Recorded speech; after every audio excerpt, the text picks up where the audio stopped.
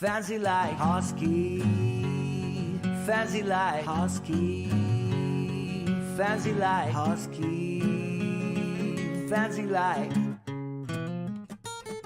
Doggy bowl empty, Lakers pool sleeping, rug pull, cash grab, NFTs delight, rug pull, cash grab, idiot.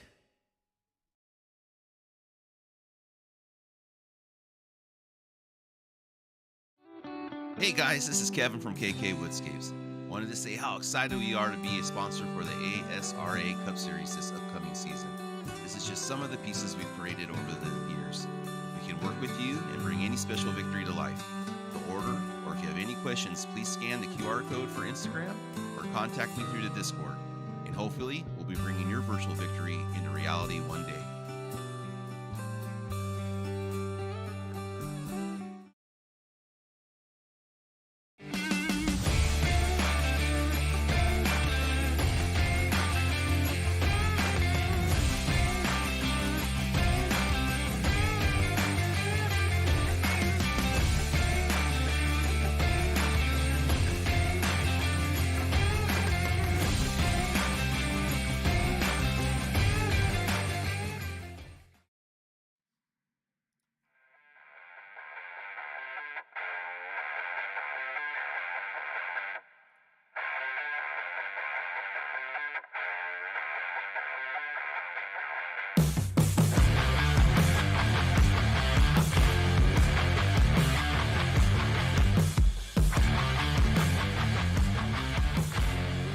Ladies and gentlemen, welcome to the ASRA Cup Series for the Harpoon Design 250.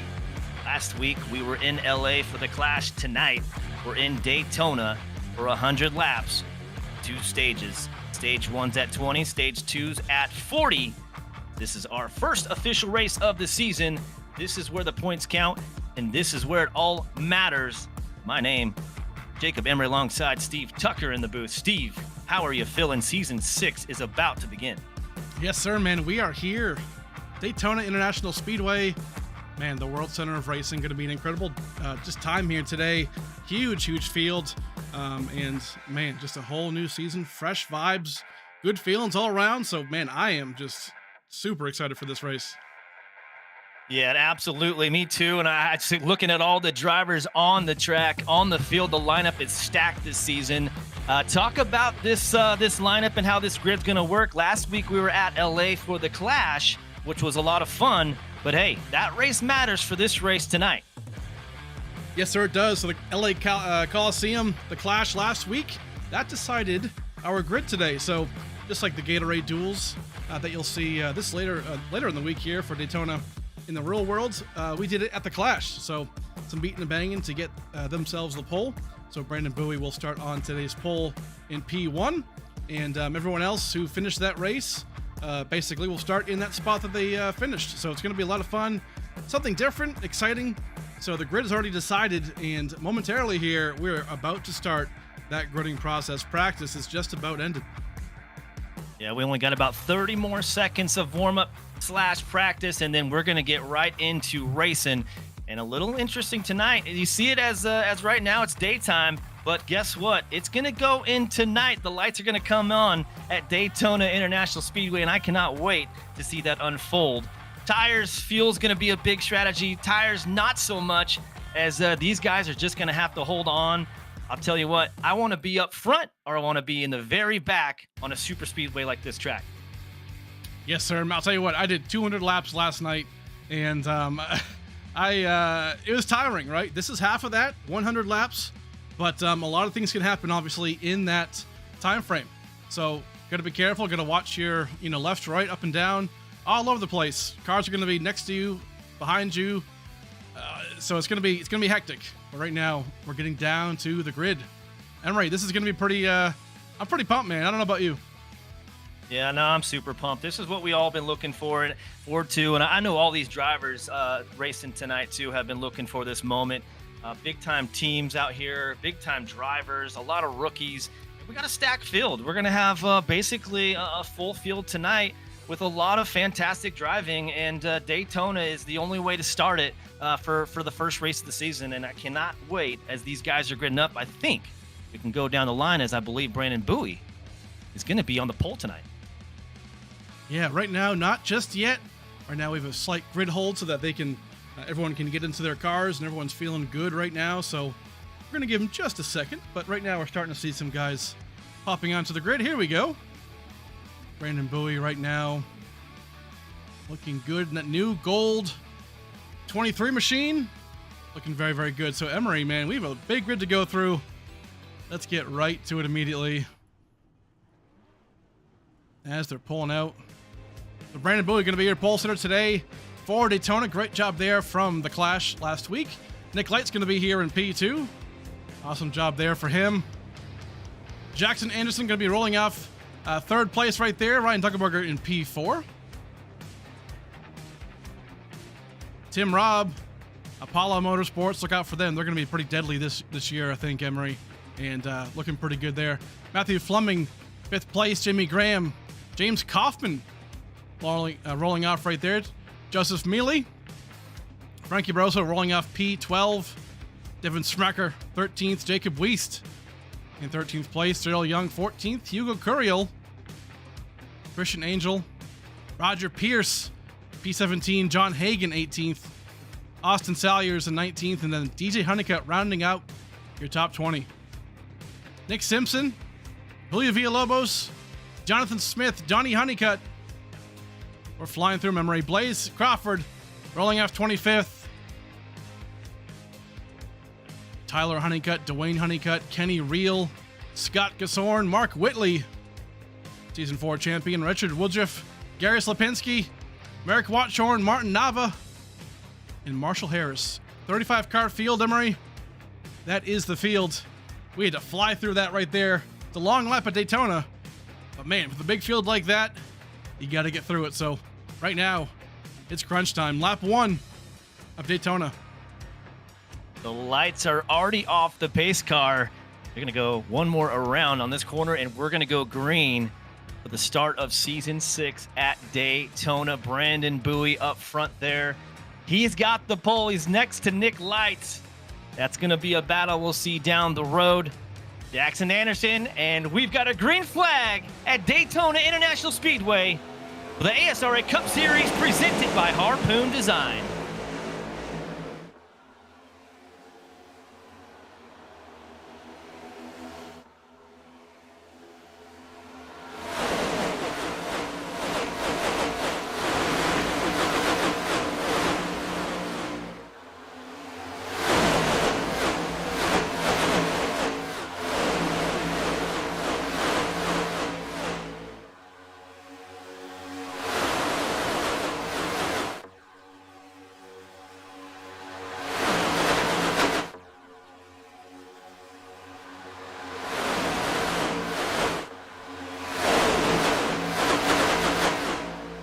Brandon Bowie up front with Nick Lights side by side. Looks like Nick Lights is going to take lap 1 as they cross.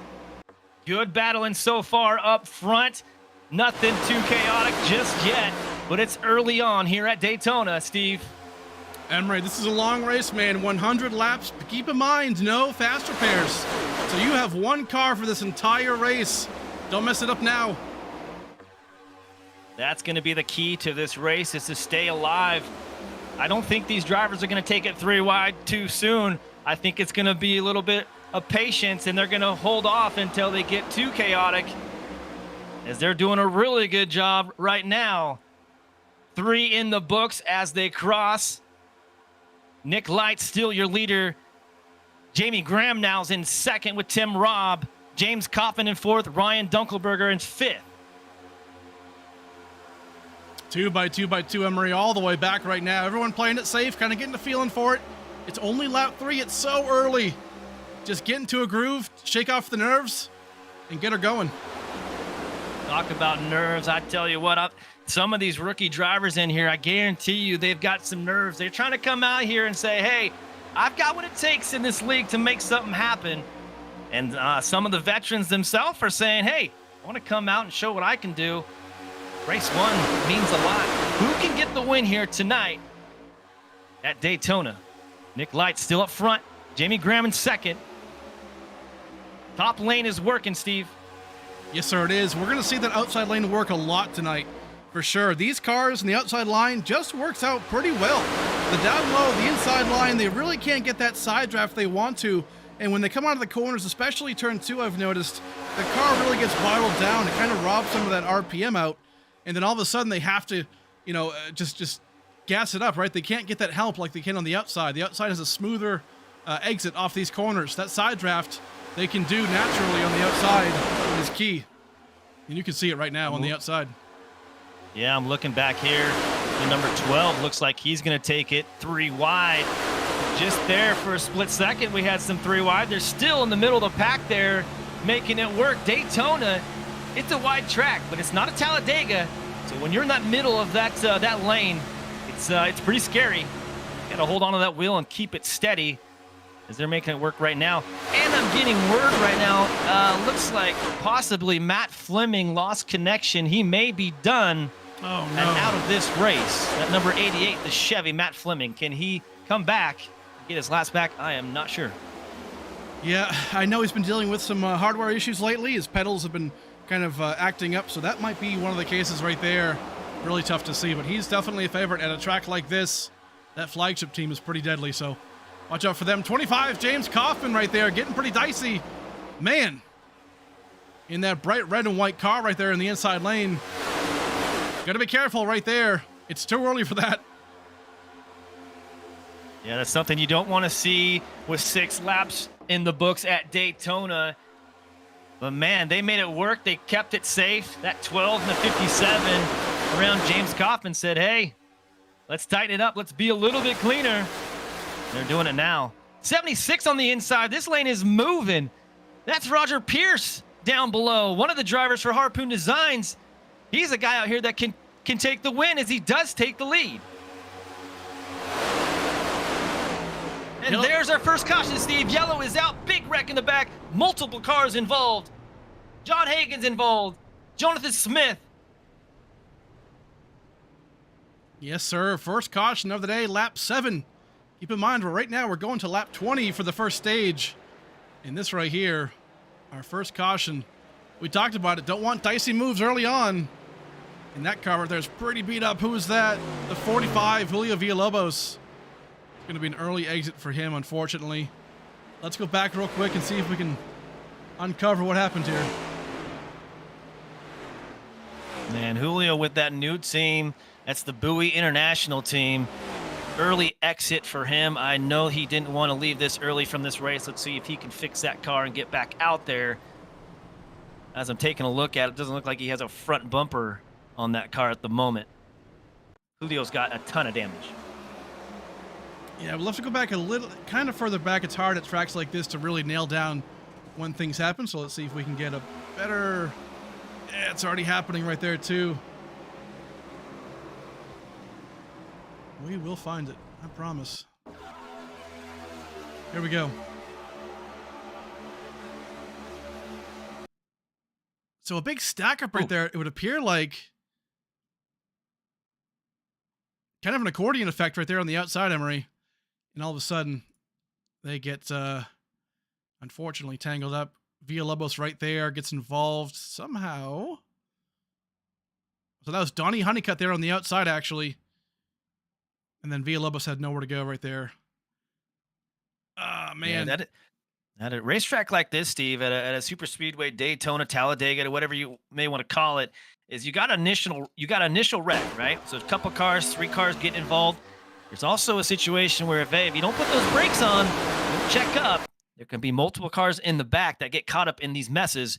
Right there, it looks like the drivers did a pretty good job of checking up, listening to their spotter, slowing the car down, and not too much chaos after the fact. But first caution out here. Julio, a couple other drivers, might be the end of their day. Yeah, there's our best angle right there. No, it's not. But so our first angle, or the best angle right there, actually, yeah. So the 22 just gets kind of accordions, got squeezed, and unfortunately, a lot of these guys had nowhere to go. So that's where we're at right now, Emery. First caution, lap 7. Yeah, lap 7, we talked about it. Stage 1's at 20 laps. There is going to be some fuel strategy involved with this race, as we've seen in the past. Stage 40 is basically where you start seeing that. And what are your thoughts on some green flag pit stops today? You think that's going to happen, Steve? I think it will, but right now we have already gotten, as I cannot get to it fast enough, our first choose car hit of the day. Let's go back and take a look at that. Oh boy. Oh, man. Let us take a look. Hey, a new process. We're about to go and cover it right now, but it got hit the second we went to it. So let's go back and take a look at how our race control / choose car got hit. And that is probably the earliest hit of the choose car we've seen of using the choose car. So folks, real quick, this is our beautiful choose car. This right here, we have the choose rule in the ASRA. So obviously drivers with 1 lap to go choose left or choose right to select your lane. But right now, once in a while, this is the fun part about the choose car. It can sometimes get hit. And right now, we're going to try and see if we can find out who's now on the naughty list. Typically, when this does happen, that driver will definitely have some conversations after the race. But that looked like a big time hit there. There it is. So car's still good to go. Blaze Crawford got into that. One of the newer drivers here for the league. So these things happen. It's all good to go. You know what? At these times, Emery, you have to just laugh. That's all you can do, man. No, you do. I think we're just getting all the nerves out of the way and talk about Blaze. He's a really good super speedway driver. Cool to see him with this league this year. As it's unfortunate. Hopefully, he can get that car fixed and come back on the track and make it happen. But we're going to rack them back up. Base lights are off, and we're going to go green as Roger Pierce is up front with Nick Lights, Mark Whitley, Jamie Graham, Devin in that 26, that Ford. That's your top 5. So I think the nerves are going to go away, Steve. We're going to go back green flag racing, and everything's going to be okay. But a little shaky start with only 9 laps in the books. All good to go. Lap 9, we're going to go back green on lap 100. So we have 100. Hold on now. Lap 10, take away a 0. But lap 20 will be our first stage. So we are racing for that, Emery. First stage pays those points and that 1 playoff point for the winner of stage 1. So all those matter. Who can get that done? Roger Pierce looking pretty good right now. Yeah, any of those Harpoon design drivers, they do a lot of work on these super speedways. They put a lot of time into these races. Let's see what he can do as the pace car is off. We're going to go back green. Roger Pierce and Nick Lights going to take us into turns 1 and 2 as the green flag's out. We're back racing here for the ASRA Cup Series presented by Harpoon Design. Great restart right there. Man, by Roger Pierce, Mark Whitley on the outside, but they have no help. Down low. They've got more cars. Yeah, interesting restart there. We got 4 or 5 cars up front. Rest of the group in the back's trying to catch up. But now they figured it out. That top line with the 76 of Rogers making it work. He's got help behind him with Mark Whitley. That's one of those drivers you want behind him. He's a teammate. They're going to like working together up front all day long. Absolutely. As a former champion, Mark Whitley, he knows how to get it done. Season 4, keep in mind. So took last season off. But he helped Roger Pierce as his spotter all last season. So these guys work together better than you think they do. Good to see them in tandem right now. James Kaufman on the inside trying to make a move. Has no help, but once the inside lane gets going, he might be there. Yeah, talk about teams too. Nick Lights, Jamie Graham, they're 2 together trying to make it work. Jamie Graham's in that Ford. Nick Lights also in the Ford. They are with Murphy Esports. Can they come out here and get to the front?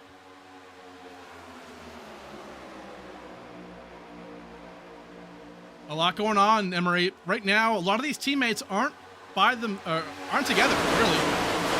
The clash results determine this starting grid. So right here, you're kind of seeing it. Mark Whitley and Roger Pierce up front, but everyone else not really together. A lot of guys sometimes have that good qualifying strategies, and you as teammates can be together on the grid, but with this lineup, that's not the case. So everyone's trying to find each other, trying to get to that first stage end. Yeah, typically with only 5 to go, 10 to go, it's a shootout. But at Daytona, it's a 2.5-mile track. So you got a ways to get around this track. You're going about 190 plus miles per hour as these guys are making it look pretty simple. Number 11, Kenny Real, talk about him. He's in 9th. He's up top making it work. Kenny Real, he puts a lot of time on these tracks as well. Very impressive driver on these super speedways. Yes, sir. And right now, the second pack right here, led by Austin Salyers. We have Matthew Fleming behind him, so he got to go back on track. Great news to see there.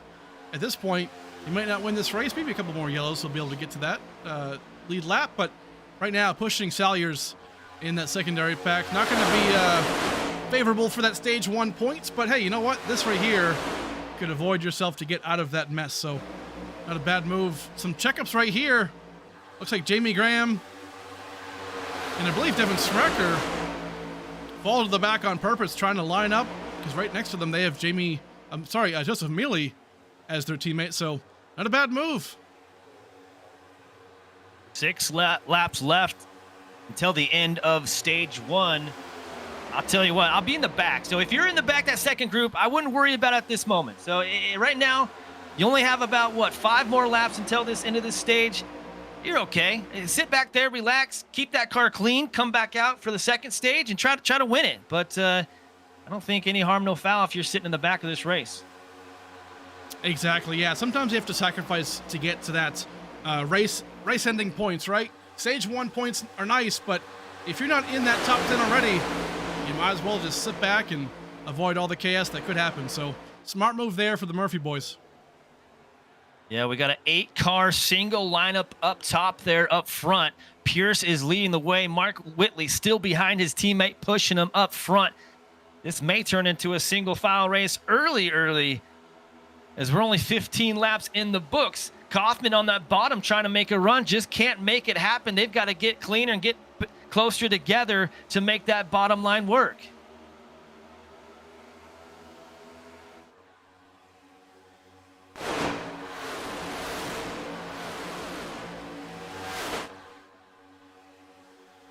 Man, great camera angles right here. Daytona International Speedway. Sun's going down already.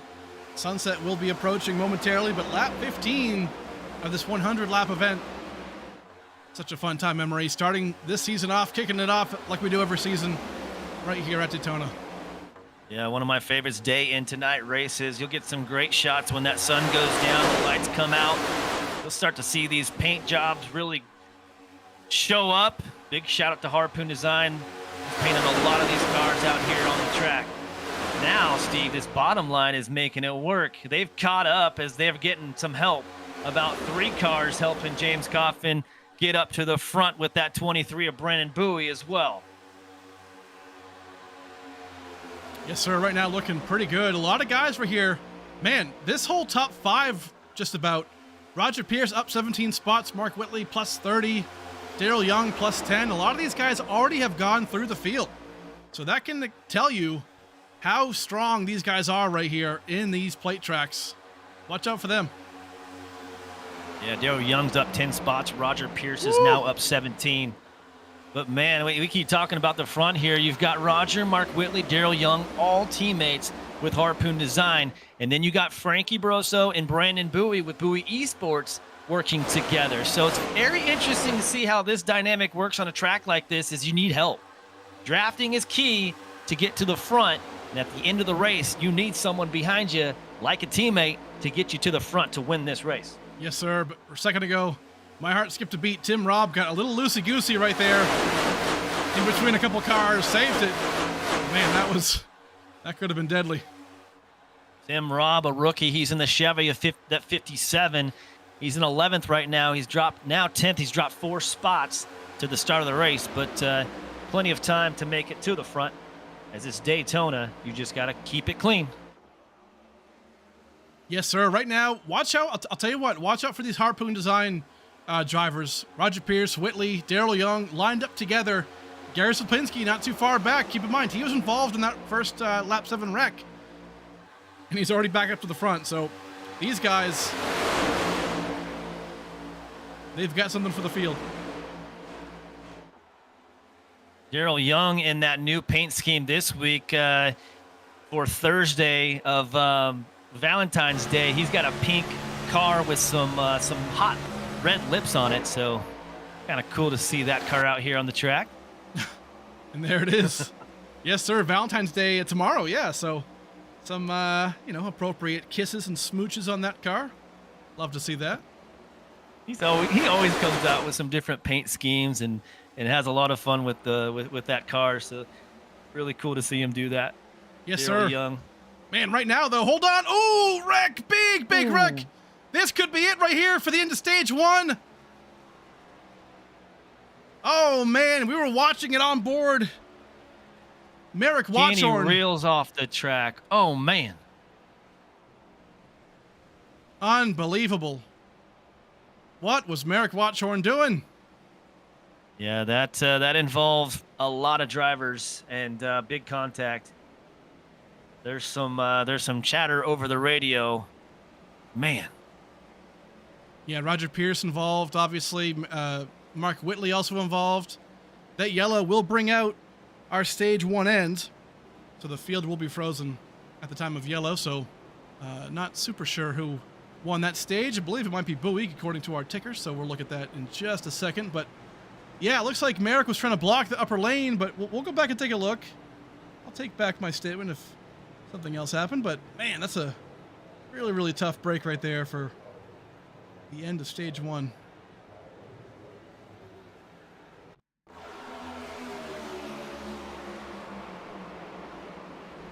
Yeah, a lot of good cars involved right there. Go back once more.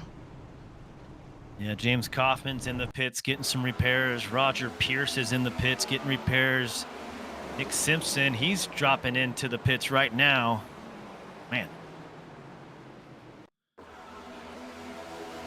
Yeah, I'm going to try and get the best angle we have just because this is pretty important here. So we want to definitely get what actually happened. This might be the best bet we have. So you're seeing it. Merrick Watchorn, Bowie on the inside.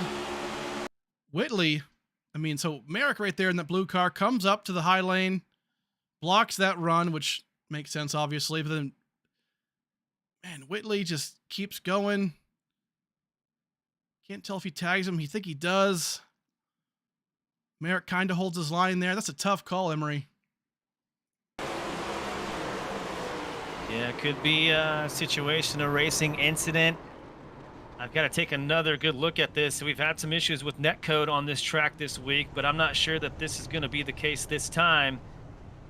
Yeah, they just kind of went for a block, got that right rear panel and spun him. It's right on board real quick. Jackson Anderson. You'll see an unfortunate angle here for him.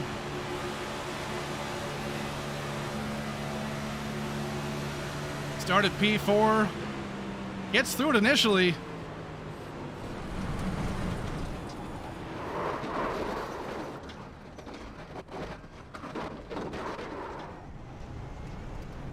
Until he didn't. Man, just a tough break for a lot of these cars, Emery. Yeah. Just you don't anticipate to come out and get yourself destroyed early in this race, and some of these drivers, big name drivers, that is unfolding. But they don't have fast repairs. Ooh. Sorry, I was looking at the replay. Jackson actually went upside down there. No fast repairs, but you can take that car to the pits, and hopefully you just don't go down too many laps. You want to be on that lead lap at the end of this race. But, man, a lot of drivers involved early on. Changes some things up, Steve. We knew this was going to happen. It does happen at Daytona, and it does happen at these super speedways. But, man. Yes, sir, it does. Pushing hard. Blocking lanes. It's for stage 1. I get it. Points are getting paid out. So, but man, just a tough situation all around. Definitely hate to see it. We have one more lap still until we go back green. So let's real quick go and thank our channel sponsors, and we'll come right back.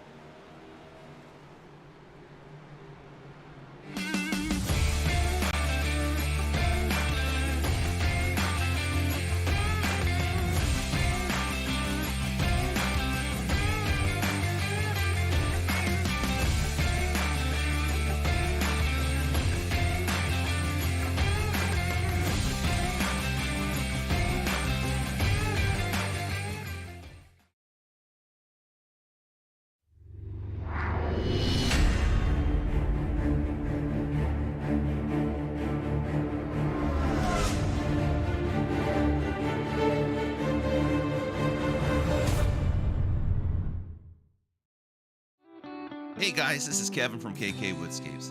Wanted to say how excited we are to be a sponsor for the ASRA Cup Series this upcoming season. This is just some of the pieces we've created over the years. We can work with you and bring any special victory to life. To order, or if you have any questions, please scan the QR code for Instagram or contact me through the Discord.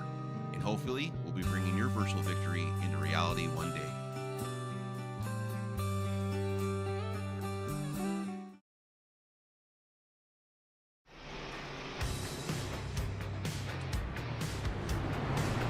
All right, folks, we are back for the ASRA Harpoon Design Cup Series, Harpoon Design 250 here at Daytona. And man, Stage 2 has just concluded with a semi-big one as we entered that Stage 1. So right now, Brandon Bowie, Kenny Reel are going to be leading us off as we get going here for Stage 2 on lap 23. Stage 2 will end on lap 40, Emery. Here we go. We're getting down to it. We are getting down to it. Stage 1's in the books. Pace car's off. We're going to go green again at Daytona. Brandon Bowie is going to take us into turns 1 and 2 with Kenny Reel on the inside as the green flag's out. And here we go. Back racing. Steve, I talked about Kenny Reel earlier, how much time he puts in these super speedways. You'll find him on every single race that they offer. If it's broadcasted, if it's a big race, you'll see his name in the lineup. Tried to win at podium and just came up short, but he was in the mix there. Love to see him out on these tracks doing his thing as he's going to be pushing Brandon Bowie, hopefully, to Stage 2, but we'll see.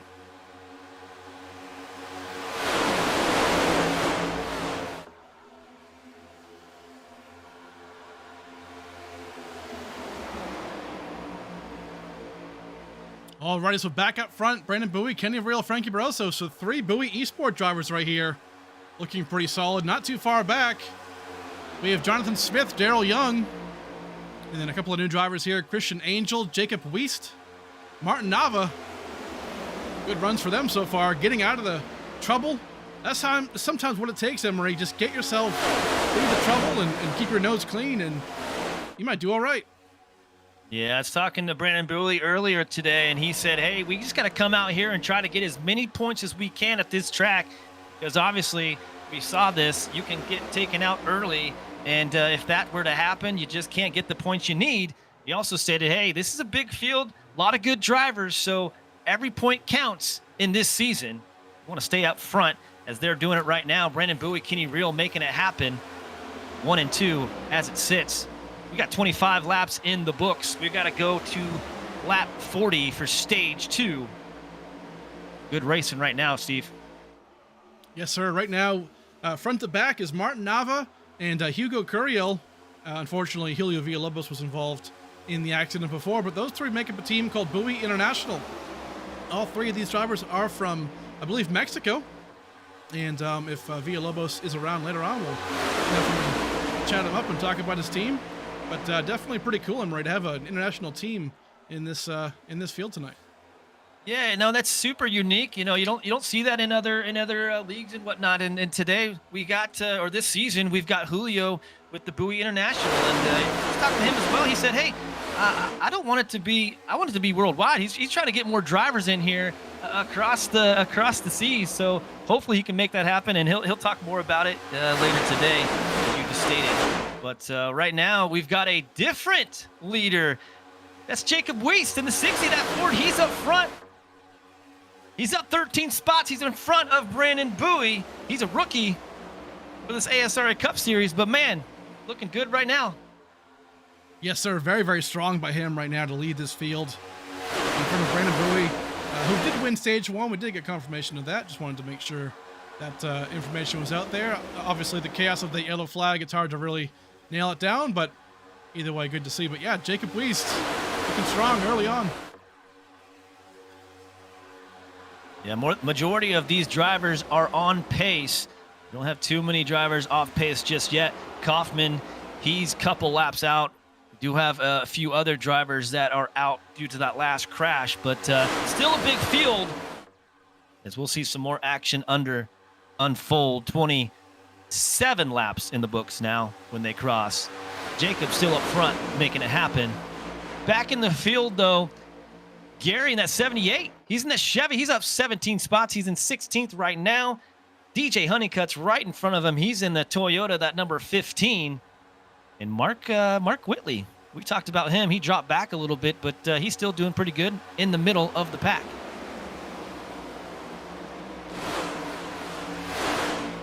Yeah, definitely. Right now, looking pretty good. Marshall Harris, we're seeing him kind of moving around. He started pretty far back in the field.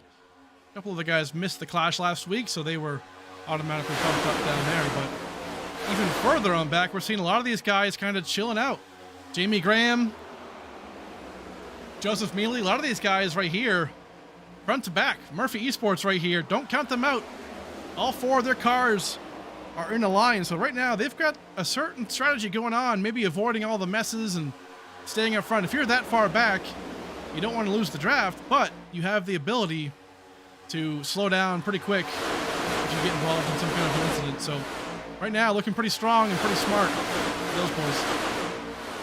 Yeah, with the stage at 40 laps, with that second stage coming out, it's okay to hang in the back. You know, if this was going the full race to 100 laps, you really want to be up front and stay with that pack, because at that point in time, if you do lose the pack, you can go a couple laps down. It's really hard to come back from there. But with the second stage at 40, you could sit back and just hang and keep that car clean, and some of these drivers are doing it. And that's something that I would probably do if I'm on the track and I'm seeing what's happening early on in the race. I'm probably sitting in the back just hanging. Don't want any damage to that car, and want to keep it clean, and so we'll see how it plays out. 30 laps now in the books. Jacob's still up front. That rookie did a really good job with that Ford. Brandon Bowie in second, Kenny Real, Frankie Barroso, and Jonathan Smith now. He's in fifth. Jonathan Smith in the Toyota 72. He's up 17 spots. Yeah, looking very strong right now. Him and Frankie Barroso. A lot of teammates were here, like we talked about earlier. Bowie Esport teammates. And looking very strong. Daryl Young also back there as well. A little further on back, so looking good right now. Haven't talked about Jackson Anderson in the Chevy. He's kind of hanging around right where he started. He's in the middle there. He's in 15th. Hey, you know what's crazy? We saw Jackson Anderson upside down in that last wreck to end stage 1. And here he is in P17. That's the magic of the iRacing simulator. But again, no fast repairs, so he had to definitely fix that car right there. Well, and I would say he lucked out. He's not down in RPMs. He's keeping up with the field. So that's one break that he got today at Daytona. Typically, if you're upside down on your roof, your day is done, and that car is finished. But good for him to see him on this track making it work. Yes, sir. Good comeback right there. And again, these guys don't get those fast repairs, but with the cautions, with the yellows, you can hold on to that damage and fix it. So pretty good job. Yeah, I'm up front here watching Brandon Bowie right on the tail of Jacob Wiest, and Jacob is holding his own. Brandon's a really good pusher. He's been doing iRacing for a long time. Ex-pro driver. Man, he knows what he's doing, and he's pushing Jacob. They're connecting pretty well. Kenny Reel's right behind Brandon. They really haven't had a move as two teammates, actually three teammates back there. They're just kind of holding up top and saying, hey, we're ahead of the field. Let's just keep going and doing what we're doing. It's a smart move, especially these guys, you know, in that top first 5 right there. Jacob Wiest, Brandon Bowie. There's no real point to push or to move out of the line or, you know, anything like that, right? Right now you've got 7 laps to go until stage 2 ends. Hold on to it, keep it going, stay up in that top 5. Yeah, no, you're right. And I was trying to find some Harpoon drivers, and I did. You got Daryl Young. We talked about him a lot today. But Christian Rowdy in the Chevy, he's a rookie too this season. He's on board with Harpoon Design Team. He's right behind his teammate, making some things work, trying to get up to Daryl. In fact, he is right behind Daryl. Excuse me.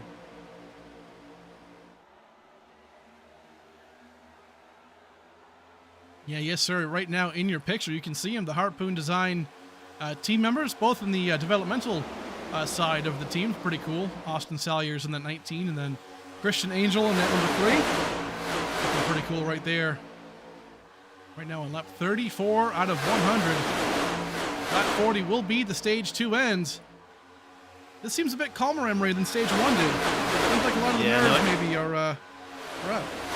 I think you're right. I was going to talk about that too. We've only got 5 or 6 laps left until this end of stage 2 at 40 mark. And, we haven't seen any 3 wide. Side-by-side racing, giving each other a lot of space. Little single file up front. But you're right. I think the nerves have calmed down. These drivers are kind of figuring out, hey, I don't want to get in a wreck, man. Let's just keep it clean. And they're doing it. But that top lane, for sure, Steve, is where you want to be. The bottom lane all day long, all race, hasn't developed like you typically see it. And that's something to say. Agreed. Yeah, right now, a lot of strong cars in both lanes, really. Right now, we're seeing Mark Whitley, who was involved in that stage, I guess, 2 ending caution. Right here, he had some pretty decent damage, and he's finding himself in 14th right now. Probably doesn't have the car to lead, maybe, but can definitely push. And not looking too bad. Keep that car and fix that damage throughout the race. He might find himself in a pretty decent spot at the end. Yeah. In part with Brandon Bowie, pushing Jacob, he's got a lot of experience, and I think that's why that top lane is working, especially with those Harpoon cars behind him as well. It just seems like it's been the way to go. But you got to be aggressive with your pushes. You got to be on that bumper at all times. You don't want to get the temps up too much on your motor. RPMs, but you want to be right on the bumper of that car to make it work, and that's why it is working. They've kind of been apart a little bit on that bottom line, but see if they can change that and make it work. Agreed. A couple of guys back here. I haven't talked much about these guys. Ryan Dunkelberger, back after a few seasons of not being here, so good to see him back right there in the 4 in the flagship motorsports. Josh Larson right here in a new ride.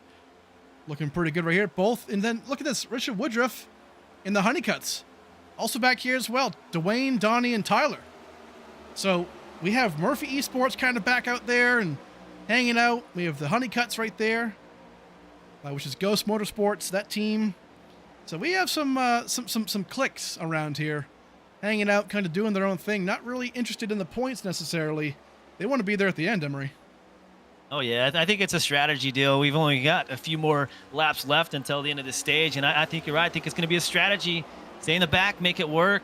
Talk about flagship motorsports. Ryan Dunkelberger in that number 4, man. He's a fast driver. I raced with him in Xfinity, and he knows these cars. He knows how to race. He knows how to come out and get some wins. I think you'll be seeing that number 4. You'll be talking about that name quite a bit this year. Blaze Crawford as well. We talked about him earlier. Super speedway guy, high I rating. Josh Larson, he's a vet, man. That 51. Jackson Anderson, Matthew Fleming. Flagship Motorsports, watch out for that team. Yes, sir. Fleming right now down by the apron. I don't know if he had some more issues with his wheels or whatnot, or some technical issues, but here he comes back on track. Or did he come down to pit road, service that car before the 2 laps to go? Could be a smart move right here. Bit of a strategy play. We'll see how that works out there for the Flumdog machine. Got to get into the pits at the right time as they are closed. They're 2 laps before. Now, Jacob Wiest in that 60 in that Ford, he will be your stage 2 winner. If he can stay up front, he can get some points early on in the season. As we've got one more time to go around. Kenny Reel is now pushing. The 48 of Frankie is back there. And you got Brandon Bowie on the inside getting pushed by Jonathan Smith. Yes, sir. This is it. Lap 39, so a half lap to go until stage 2 concludes. Kenny Reel going down low here with his teammate Frankie Barroso and Brandon Bowie.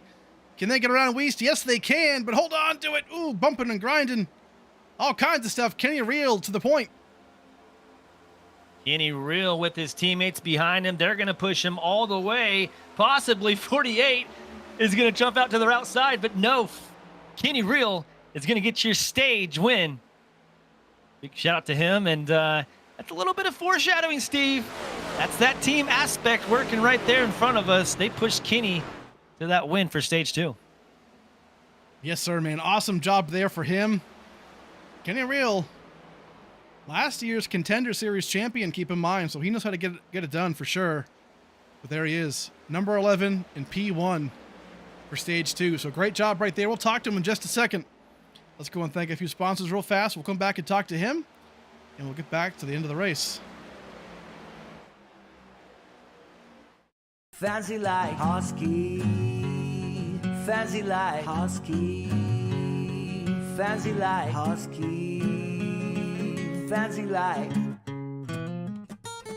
doggy bowl empty, Vegas pool sleeping, rug pull, cash grab, NFTs delight, rug pull, cash grab, idiot.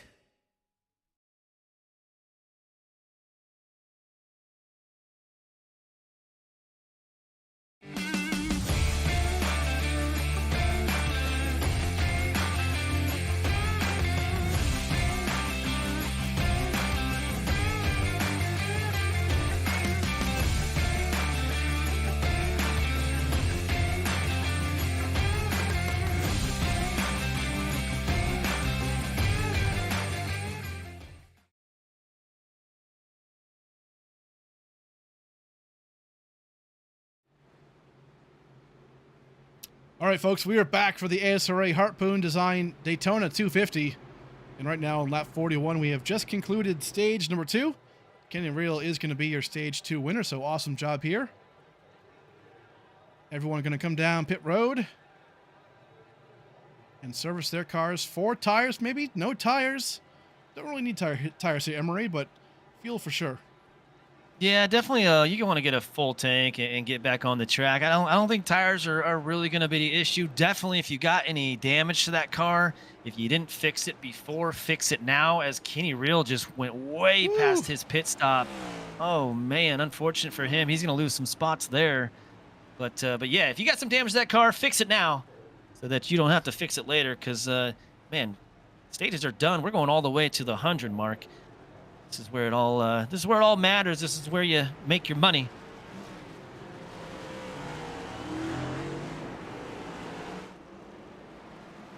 A lot going on right there. Some guys deciding to take 2 tires, 4 tires, some no tire stops, but definitely fill up with that Sunoco fuel. So right now, leading the field will be Martin Nava. Comes out in P1. Great job by him, and Gary Slapinski following suit in P2. Great job right there. Let's try and dial up Kenny real fast, who's our stage 2 winner. Where is Kenny? Here he is. Hey, Kenny, it's Steve in the booth, man. You got me? Yeah, I got you. Hey, dude, great job right there winning stage 2. Got it done. Awesome job. How's the car feel? How's the race going? Car feels great. Race so far has been going pretty good. Kind of excited for this long run, see what happens here. Awesome job, man. Hey, talk to us about the race right now. How are the vibes? How's it feeling? Had some cautions in that stage 1. Obviously, it seems like some nerves might be going on, but how's it feel?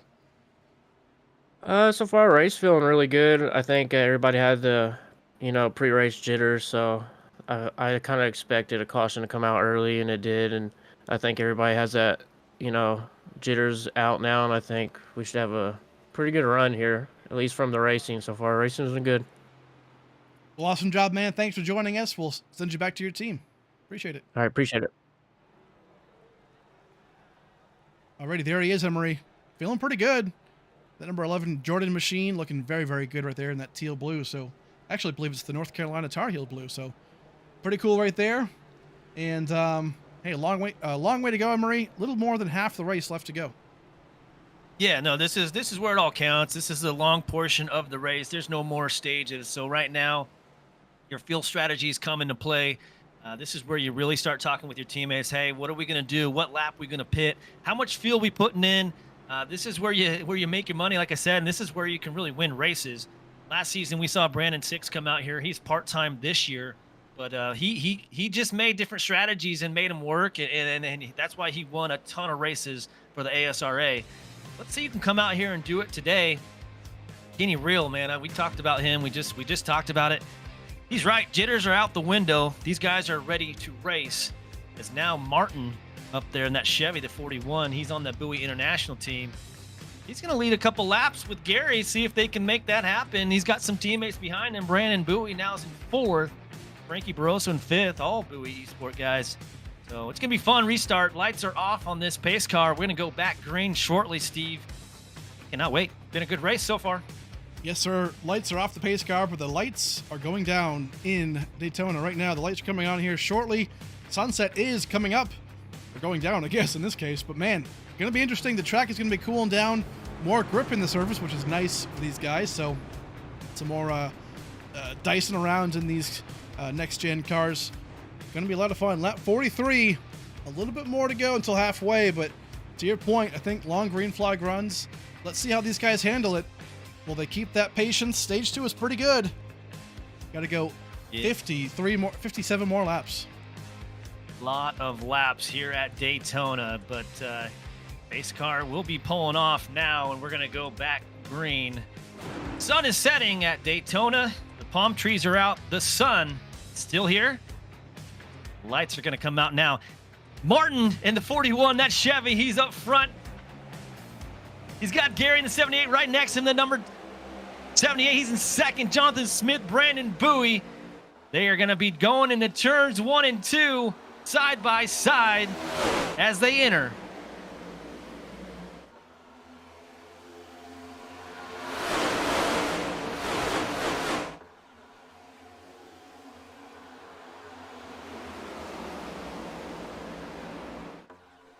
Garris Lipinski to the front. Keep in mind, he was involved in a huge wreck earlier on in stage 1, and he is leading the field right now for Harpoon Design Racing Team. Looking pretty good, but you know what looks really good, Emery? Is a Crank It Up brought to us by Harpoon Design. Let's get it.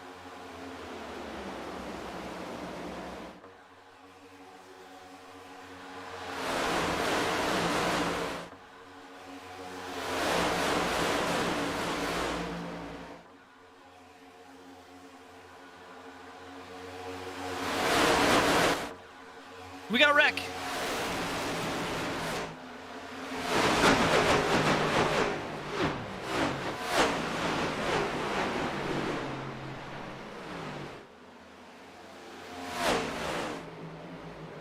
And unfortunately, as we come back from the Bring the Noise segment, we are now under a caution flag. Big wreck happened in the back of the field. Man. Richard Woodruff. Tyler Honeycutt involved. Josh Larson looks like he's pretty well banged up. Man, super unfortunate right here. That car is pretty well totaled. Let's go back and take a look. I'm not sure why every time we bring the noise, we bring a caution, but that is what happens here at Daytona, and unfortunately it did here as a big wreck. Really, really violent crash right there. Josh Larson just got hooked into the wall. We'll go back a little further.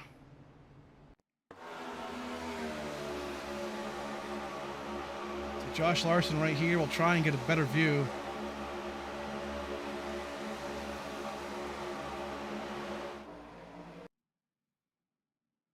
Comes across the nose of that 62 Jamie Graham and just has nowhere to go. Man.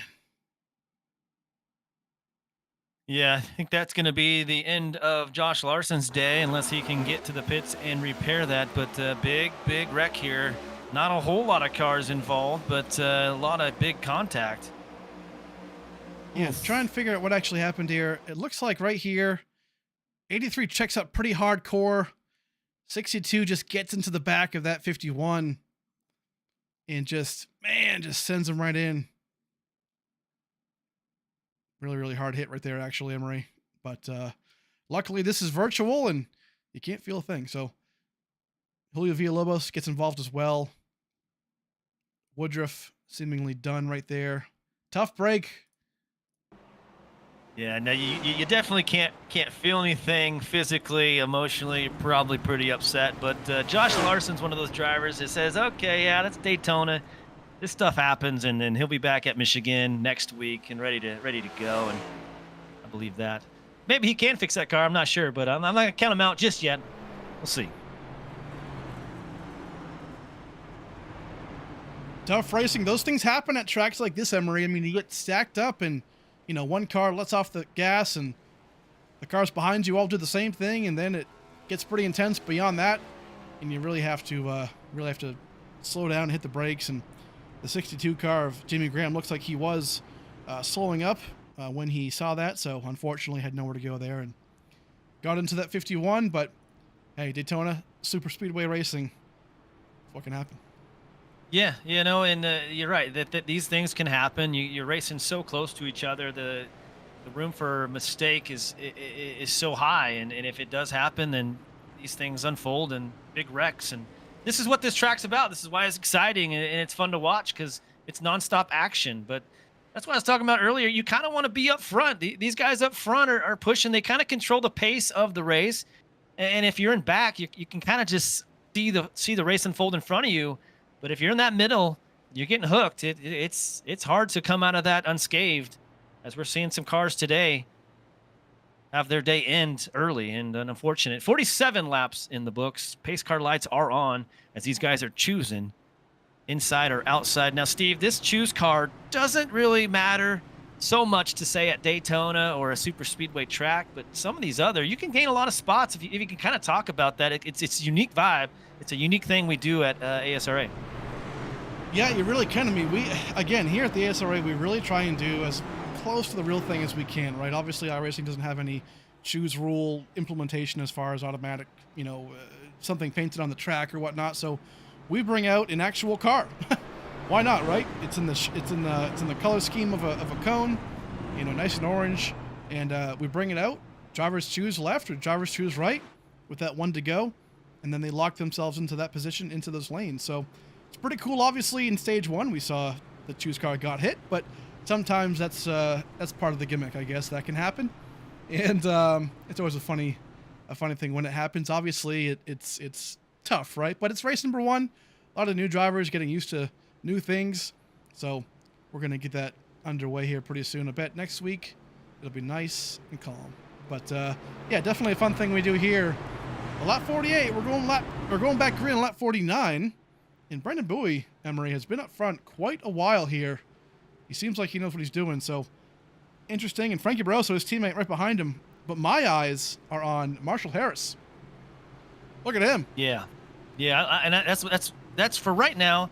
That's my top runner for favorite car scheme. I love that new paint job that he has this season. And Marshall Harris in 5th. He's up 17 spots. Love to see that. He's in that Toyota. Yes, sir. Awesome to see. So we have a long way to go still, folks. Lap 48. Pace car lights are off, though. Yeah, the lights are on for sure at the track. This is where that sunset, that good look will happen here at Daytona. We're going to be turning this into a night race. As the pace car lights are off, he's going to pull off the track, and we're going to go back green. Brandon Bowie, who's been consistent all day long, is up front. Can he keep it there? He's going to start on the inside. He gets a good jump. We're green flag at Daytona here for the ASRA Cup Series presented by Harpoon Design.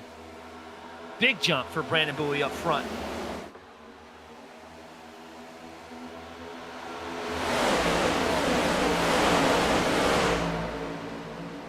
Man, Bowie sends it on the outside right there, tries to get in front of Gary Slipinski.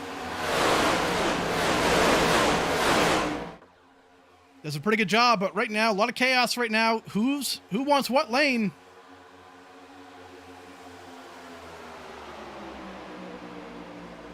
Yeah, that 48 of Frankie. He's on the inside now, working with the 78 of Gary. And then he's got Marshall Harris right behind him. His teammate, Christian Rowdy, in the number 3, is up top, working with the 72.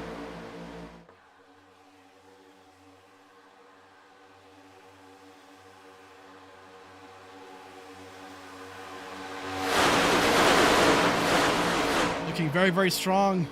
Daryl Young right there in the number 71 in second place, pushing Brandon Bowie. I'll tell you what, he's an extremely good pusher in this car at this track. So Brandon Bowie's blessed right now, man, because he's got a good pusher behind him.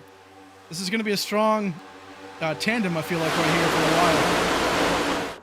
Yeah, that is dangerous with Daryl Young, probably one of the better pushers, if not the best pusher driver on this track right now. If you race super speedways on iRacing, any officials, you'll probably see that name a ton. And he's going to be behind Brandon Bowie as long as he can.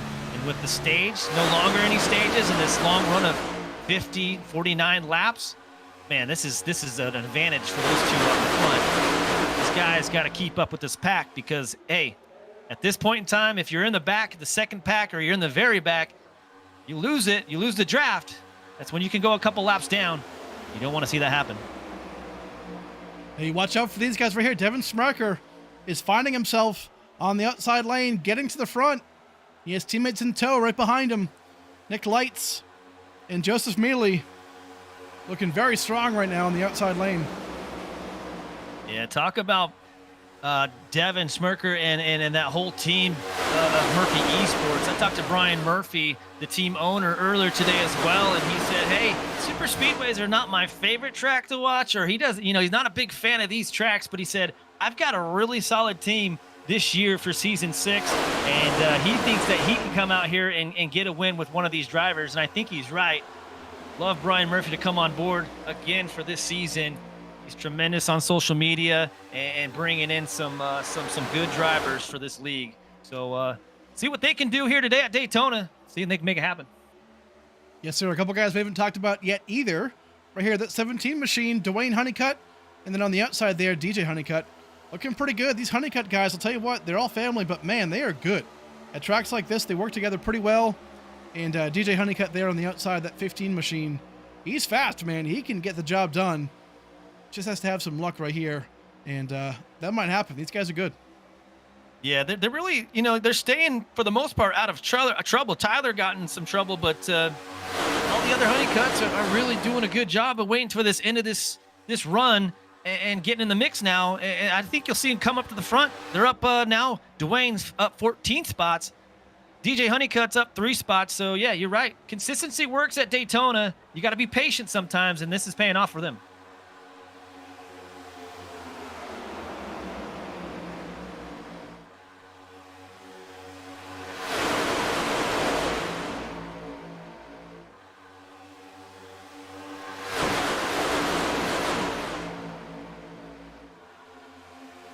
Looking very good. Brandon Bowie still being pushed right here by Daryl Young. He's holding off right now. Frankie Barroso down low in that low line leading it. This is a good example, Emery, of how the outside lane can just be so dominant against the inside lane. They just have that natural side draft. Yeah, no, they're doing what they got to do. And Frankie on the inside, he just doesn't have the guys behind him getting that line perfectly and that push perfect. It's kind of out of order, but now you see the top lane with Daryl and Brandon Bowie. They're just connected all the way through, and that's how you really make up some speed at Daytona or any super speedway. Daryl's got to be careful of not blowing that engine up, because as you get closer to that car, the RPMs start to rise. You'll see him time to time kind of back away, then get back on the back of Brandon's bumper, and that's just the type of racing you got to do. Yes, sir. And it's crunch time almost. It's lap 55. We're past the halfway point. So we're getting down to it. 45 laps will go by pretty quick. Yeah, as you're saying that, we've got some 3 wide in the back with the 57 and Kenny Reel on the inside. Man, oh man, watch out for this as there's still 3 wide. Tim Robb, rookie here, is making that middle lane trying to work as he's gained a couple spots, but little dangerous here, 55 laps in. Still pushing it, Steve. He sure is. Right now, he's trying to make that work. He's getting some momentum here. That low line kind of fizzled out. He might be clear down low if he decides to do that. Yes, he does. And now Merrick Watchorn going to take on that middle lane, that meat in the sandwich. Yeah, we're talking Daytona, man. It is a wide track, but it's not as wide as Talladega. You're in that middle lane. That works until it doesn't. But we are still green. Big checkup with Kenny Reel on the inside there. Not sure if we caught that, but that could have been dangerous. Yeah, we're seeing Tim Robb right here. He continuously is going for that middle lane. It's an interesting move right there. He's not really getting the draft help I think he wants, but hey, if it works, it works. Just got to keep it clean, though. Look at this. He goes for it. If you can consistently stay in that middle lane, in that groove to get up there, then so be it. You just, hey, when you're clear, get down below, get in line. Really no reason right now to go 3 wide, but if he feels comfortable, so be it. Looks like he's doing a pretty good job, Steve. Yeah, so far it's great. He's holding a steady wheel and not looking too bad. Unfortunately, when you're in the middle, you have to rely a lot on the guys to your left and to your right. As we're seeing right And here. there he's turned. And that is what can happen when you're running that line. It's as quick as that, as now the 57 is in the wall. His car is beat up. Tim, man, oh man, the rookie in that Chevy is now going to try to have to repair that car and get back on the track. Unfortunate situation. Yeah, that's why we were covering that MRA with the cameras, because it's tough to do, right? Lap 58, still kind of early. It's not in like desperation time zone, right now. And 3 wide, you can be confident all you want to shoot the middle, but if the guys left and right of you either don't know you're there or don't feel as comfortable as you, it can end just like that, unfortunately. Yep. You kind of make that gamble, and it didn't pay out for him. But man, oh man, he's gonna have to get to the pits. I think his car is gonna be able to get back on the track, but I don't know how many RPMs he's gonna have left to make it work. 59 laps in the books. This is our 3rd caution, 5th caution overall with the stages. So not doing too bad at Daytona. That was a good little run, but guess what now, Steve? That green flag pit stop is out the window. Yeah, it might be. I mean, sometimes that's the thing about Daytona, right? The green flag pit stops, they might not happen, but sometimes that's good, right? It's good for us because we get to see, pack racing.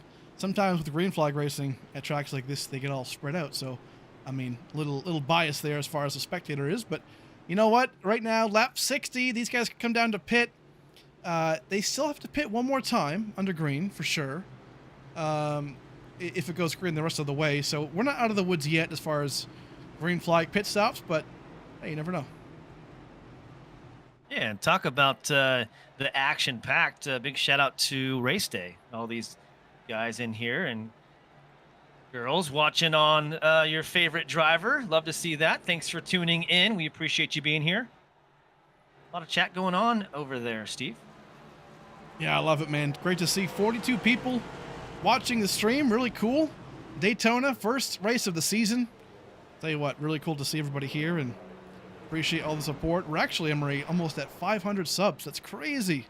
I think we're at 481 before the race, so appreciate all you guys who are subbing and for following the stream and liking it and hitting all the buttons. Pretty cool. Absolutely. And once we get to that 500 mark, we can do a little bit more fun with that broadcast and that stream on YouTube. So once we hit that mark, it'd be really cool. And we can put out some different polls and have a lot of fun with that. But man, right now, Marshall Harris is going to be your leader. Yeah. It looks like. That Stay 21, the Toyota. Love it. Looking good.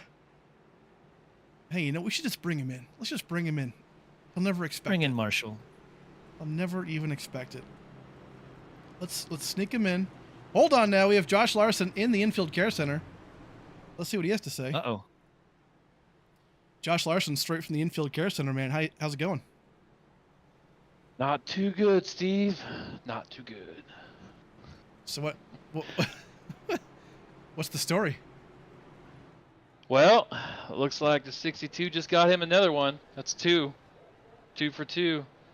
I just wanted to come by you guys, and I want to thank my sponsor, San Antonio Karting Complex, for sponsoring me this season. And hopefully next week we can turn it around. Yes, sir. Yeah, Daytona, it's just one of those things, man. A lot of crazy things, a lot of, just unfortunate incidences, but you're looking pretty good up there. But yeah, next week, Michigan should be a good track for you, so we'll get it back then. Yes, sir. Yeah, we were just riding back there with our teammates. Just, save a little fuel, save our cars, and the checkups on the bottom line are crazy. Yeah. For some reason. But, yeah. Alrighty, Just man. want to stop by and say hi and good broadcast, and we'll catch you guys later. Appreciate it. We'll catch you next time, man. See ya. Well, there he is. Josh Larson, straight from the Infield Care Center. Hate to see it. But, yeah, one of those things. But Marshall Harris, let's bring him in real quick if we can. I saw him up there, so wanted to sneak him in. Actually, I don't know if I see him. I think you can kind of hear the frustration on Josh Larson, but I think we're bringing in Marshall. Is Marshall here now? Marshall, get a copy. Yep, gotcha. Marshall, you were up front. You're up 21 spots. Matches your car number. You're in that Toyota. What are your thoughts? How are you feeling up front? Where do you think this race is going to go? It can go probably two ways. Either we'll probably be in the top 10 or probably a lap down, but hey, we're enjoying this race as much as we can. Well, you're getting a lot of airtime up there. Daryl Young's to the right of you. You're going to start on the inside, probably get a good jump, and then you got Brandon Bowie pushing you. But, hey, good work. Good job out here. Steve, you got anything quick for Marshall? We're about to go back green. Hey, looking good, man. Good luck out there. And obviously, I didn't choose the fuel right there, so it'll be interesting to see how that works out for you. But good luck, man. Yep. Well, All Steve, right. that's Marshall Harris, the best. I think that's as much as we're gonna get out of him. And That's it. that's the type of guy he is. He's a great kid, Marshall Oh, Harris. We'd like to see him up front doing what he can. And man, if he can get a win today, that would be a fantastic start to his season. But they're stacking back up, Steve. We are gonna go green. The sun is down now. The lights are out. And pace car's off. We're going to go back green flag racing. Marshall Harris on the inside next to Daryl Young on that 71. Green's out as he gets a good jump. Way up front.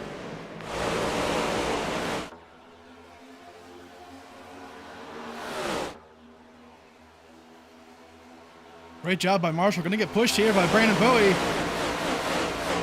Daryl Young going to get pushed by his teammate here in just a second. Or not teammate, excuse me, Frankie Barroso is in between him and his teammate, but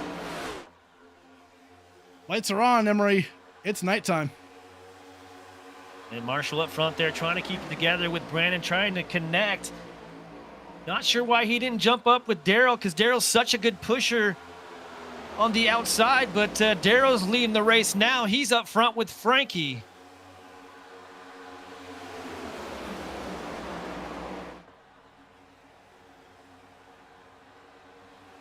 The outside lane working pretty well right now. You talked about, or Josh Larson talked about the inside lane just can't really get going. Gets those checkups, and right now you're kind of seeing it. Marshall Harris just can't get forward.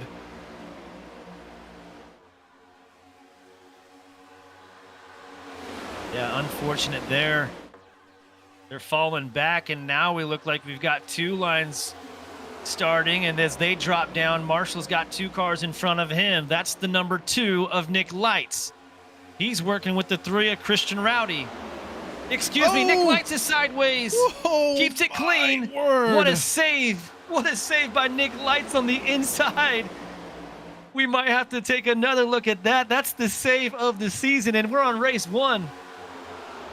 Those are teammates too. Devin Smirker and Nick Lights. Oh my word, how did he save that? Man, oh man. Fantastic job. One thing you don't want to do is churn your teammate. That bottom line can be a doozy one, though. You get on that apron, that car can get a little sideways. It's hard to keep it together. But Devin and Nick Lights have figured it out as they're making a run on the inside. Yeah, just an incredible job. That low line lost some steam right there. But they're coming back on the outside.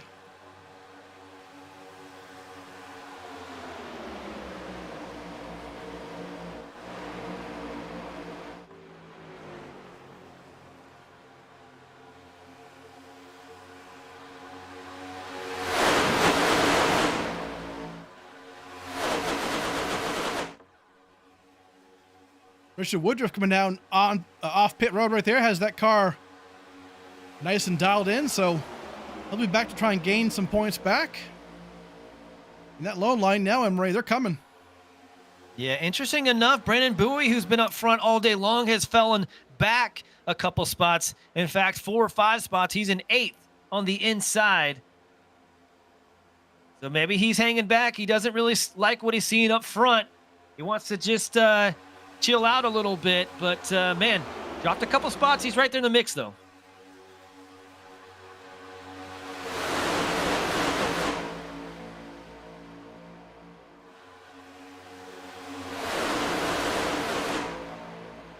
Looking great right now, further back in the pack.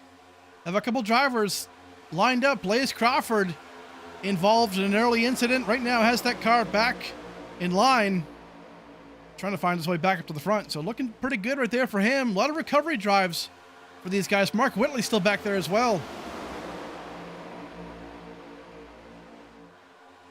Yeah, they're making it work. They've got some. Oh, we got some contact. 77 to 12's in the wall. And that is Blaze. We just talked about him. We'll have to take another look at this. This is another incident with Blaze in the 12. Unfortunately, that car looks really beat up now.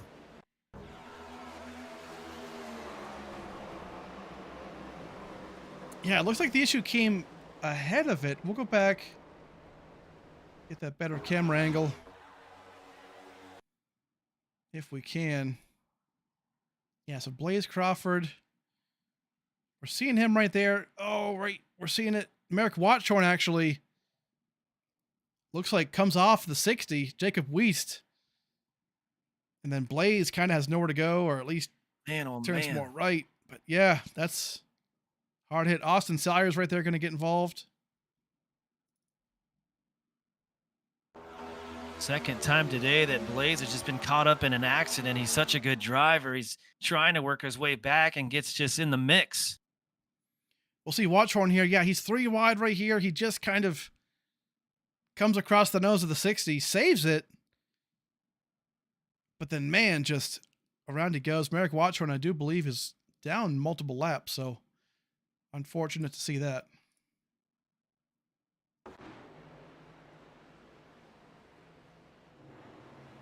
Well, that is our 4th caution today. A couple cars beat up. Don't know if a few of those are going to be able to make it back on the track. Just a situation where, hey, we're going 3 wide. There's a lot of commotion. Daytona International Speedway Racing. And we're seeing it unfold, Steve. Yeah, Blaze has some damage on the right side, but I don't see a whole lot. I think he'll be able to fix it. I mean, the right front's pretty well crinkled, but he's got a chance to at least finish the race with this damage, I feel like. So not horrible, I guess. Not race-ending damage. These cars are going to go in the pits and fix what they can to get back out there. Because, Steve, we go back green, we're going to be within 30 laps, and this race is going to be coming to an end. Pretty wild race today. Been a lot of fun to watch these drivers up front. Rookies out here doing what they can do. And hey, this is just the beginning of season 6. I like what I'm seeing. Yeah, not too bad right now. A lot of strategy involved. These guys choosing to take fuel. It's about 30 laps to go. That's kind of the area where you can save fuel potentially. Maybe 1 or 2 more cautions. If you get it, you can definitely make it the rest of the way. So this could be pretty smart right here for these guys pitting.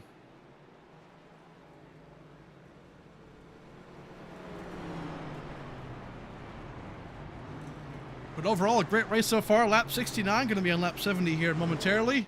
But we are coming down to the choose cars, so let's go over there. Take a look at this. Now we can actually show you the proper cool camera angle we have for this. There it is, that choose car. They're going to come down. They're going to choose left and right. Love that camera angle.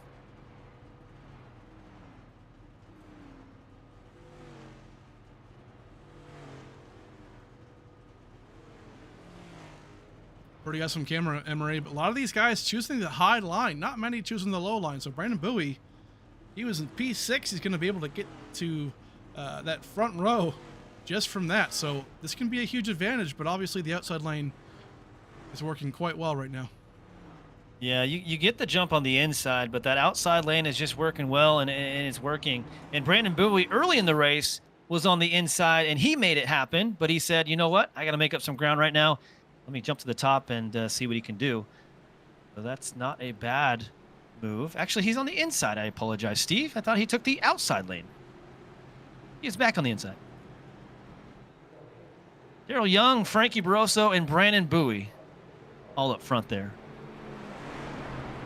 Yes, sir. Lap 70, going back into lap 71. So 30 laps to go. The sun is set.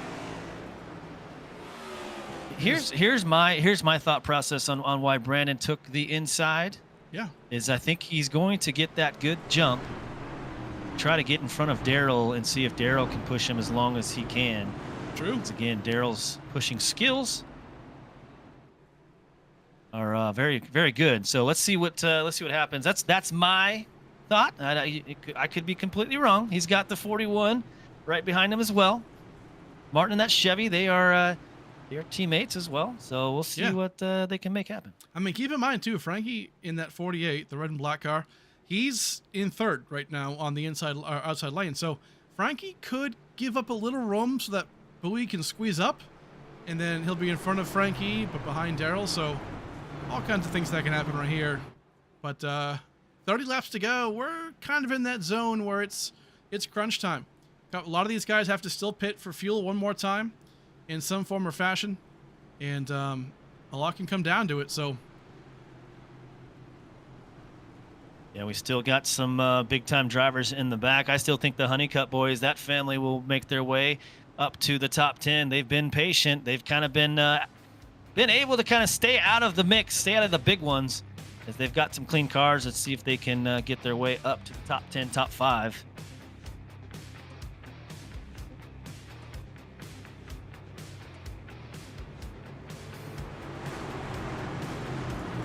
big shout out to all of our sponsors real quick.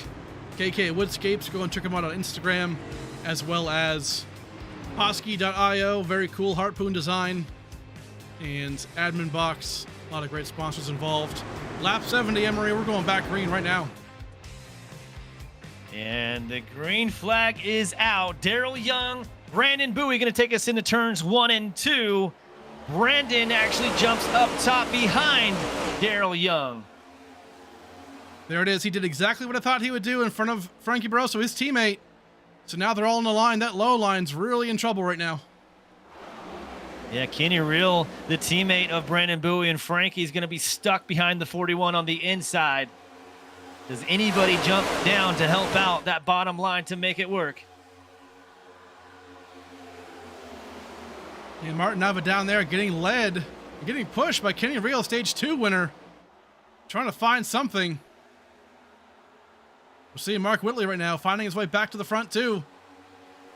Watch out for him. Yeah, there's just not enough help behind Kenny to push him and get that momentum going. They do got a little bit of run here, but there's still 5 cars single file up top.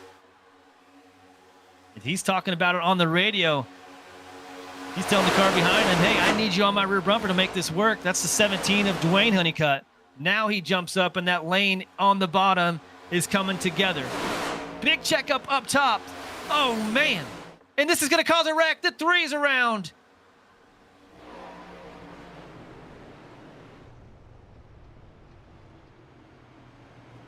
Not sure what happened, Steve. There was just a big checkup on the top line. And unfortunately, car got below the 3 and spun him. Just a racing deal. I mean, that's just hard to anticipate. I don't think there's a lot of big damage to these cars. I could be wrong. We'll have to take another look at it. Yeah, teammates right there of Mark Whitley and Austin Salyers look like they get involved. We'll go back. We'll take a look once more. A couple different angles already happened right there. We'll go back further.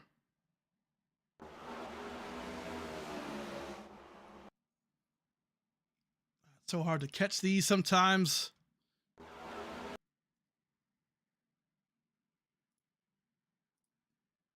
Oh, you're right. Big check of that 72. Yeah, all those Harpoon cars in a line right there.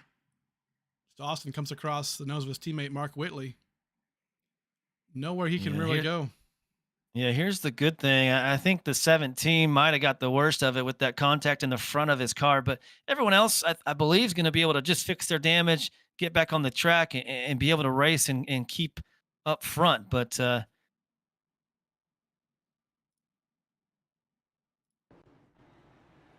it does look like it. Nick Simpson, haven't talked a lot about him so far, but man, he snuck through that pretty well. Currently sitting in 29th place.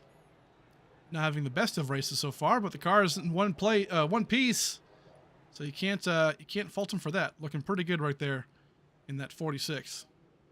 yeah, Nick Simpson, he's only down 5 spots when he started. He's still in the back, but if he keeps it clean, he can stay there with 10 to go and work his way up front.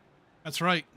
And right now we're going to see the whole field pretty much come down pit road, because this is going to be pretty much the golden ticket for these guys. Everybody can now make it on fuel, if our calculations here are correct. So we're going to see them come down pit road, get that fuel, and off they go. So this could be pretty big for a lot of these guys. They can race the way all the way to the checkered flag.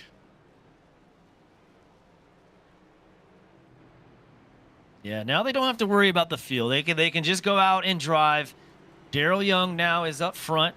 We'll see what he chooses. I would imagine he's going to choose the outside, right? And then you've got Brandon Bowie, Frankie Barroso, Ryan Dunkelberger. All those top 4 drivers. Gary's right there as well in that 78, that Chevy. He's in 5th. He's up 28 spots. See what these boys can do. These laps are going to go by quick. Not a whole lot of time left if you're in the back. No, sir. 25 laps to go, just about, when we go hit the green flag. So a lot can still happen. But it's not going to get any calmer. So Yeah. we might see a few more yellows, but Daytona racing, this is unfortunately what it can become. They're wild cards sometimes. Sometimes it's a lottery, right? You have to put yourself in a good position, but also be lucky and take advantage of situations. So not always easy, but there is some skill involved. But man, it's hard to do sometimes. So as we have some of these big. Oh, go ahead. Go on. No, I'm just going to talk about it. You know, some of these guys that have moved their way through the pack. I mean, Martin and that Bowie Esports International, he's moved up 32 spots, right? And then you've got guys like Kenny Real. He's up 22 spots. So it's just it's just managing your race and knowing how to move through the pack and picking and choosing when you're going to make those passes. Oh, exactly. Yep. But so far, still a pretty big field. Right now, we have some wave around cars going by the pace car. We have Martin Nava leading this race, so it looks like he decided to not pit right there. And we're going to go back green on lap 76. So let's real quick go and thank a few sponsors, and we'll come right back for the restart. Hey guys, this is Kevin from KK Woodscapes. Wanted to say how excited we are to be a sponsor for the ASRA Cup Series this upcoming season. This is just some of the pieces we've created over the years. We can work with you and bring any special victory to life. To order, or if you have any questions, please scan the QR code for Instagram or contact me through the Discord. And hopefully, we'll be bringing your virtual victory into reality one day.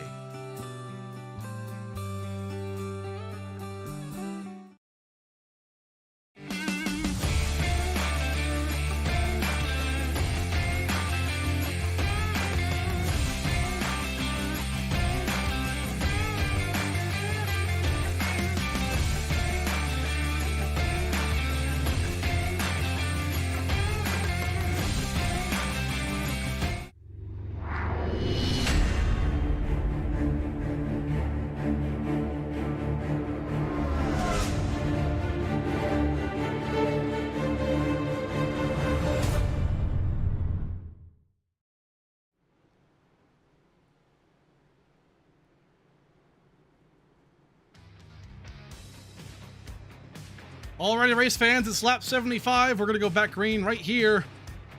Pace car lights are off. We're going to go 25 laps to go here for the Harpoon Design Daytona 250 to kick off Season 6. Who will win this race, Emery? We're coming back down to green. We are about to go green. Pace car is going to come off the track. Martin Nava in that 41, the Chevy, he's in second. Daryl Young is in first. He's starting on the top.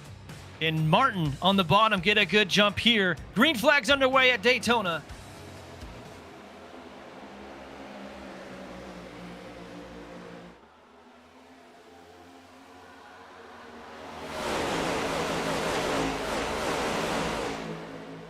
Yeah, you can really see it. The outside lane right now, Emery, is just so dominant in this race. That's really the way to go. The inside lane is non-existent right now. Yeah, you can see the drivers not even trying to pick and choose to go down below to help out those two drivers.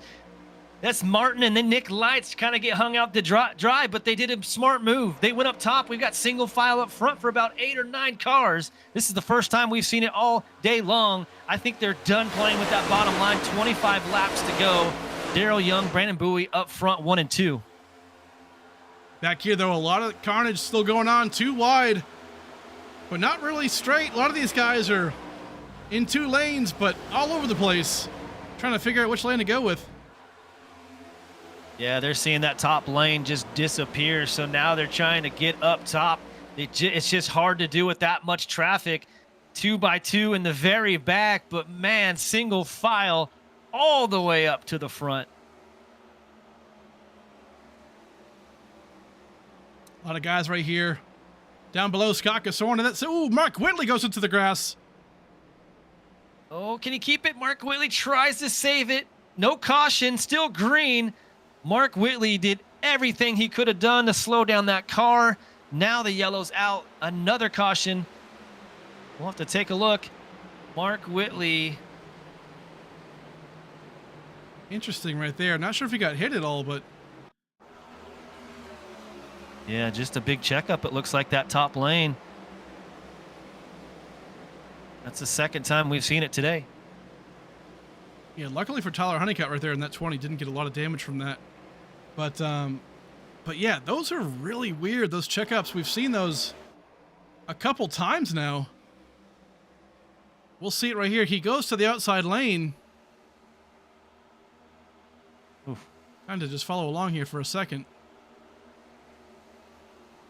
Get such a huge run on the outside. Oh, Mark got some contact on the end at the end of that caution, but I'll tell you, he did a fantastic job of trying to slow the car down going through the grass. It is so hard to control that thing. Yeah, that's unfortunately just like a racing incident. That whole line, you can see it at the end of that clip. Dwayne Honeycutt, a couple more guys, I believe that was Hugo Curiel, just checked up pretty hardcore. And then Mark had that huge head of steam and was going faster than those guys and just couldn't slow down, in time. So unfortunate right there, but man, that was hairy. I'm surprised there weren't more cars involved with that much contact.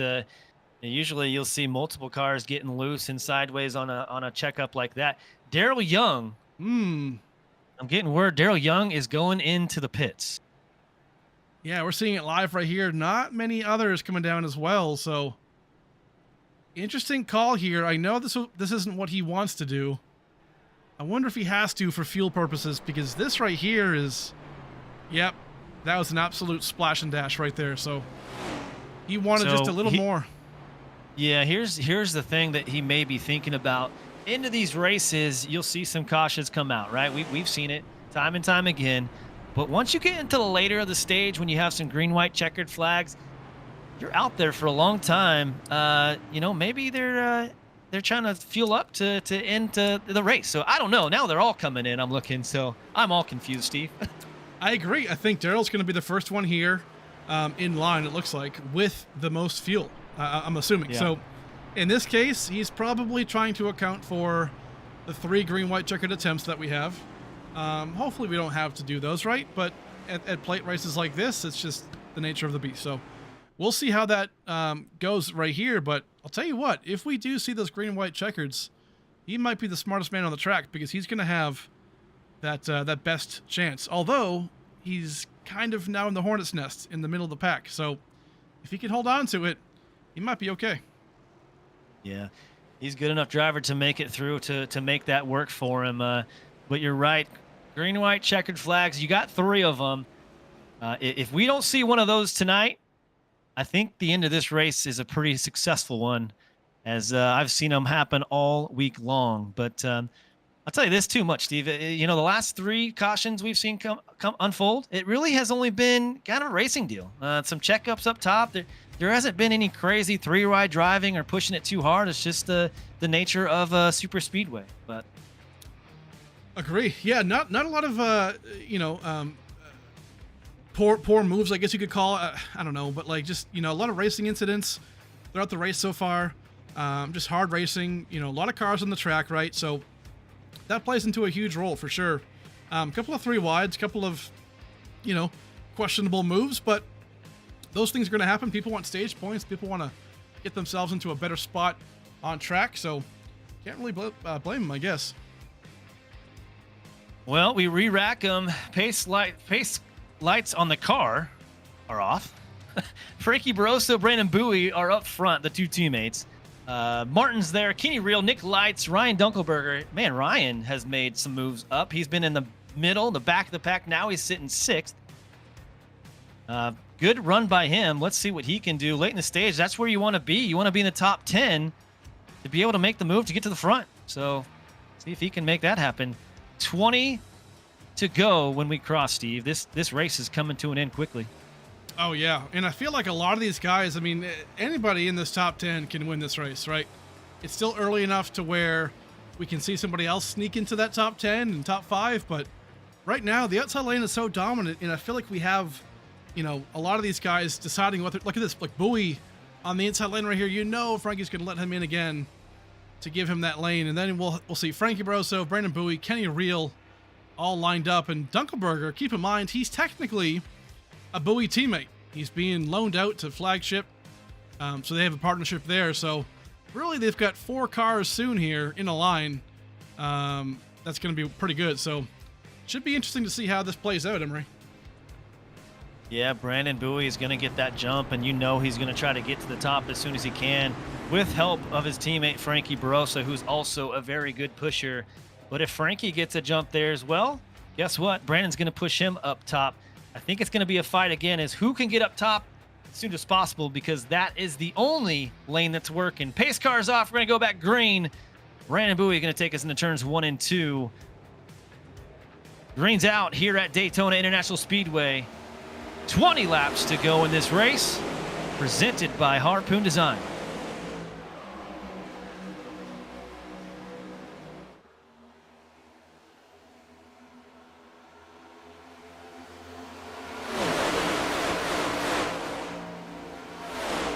Look at this, Steve Martin.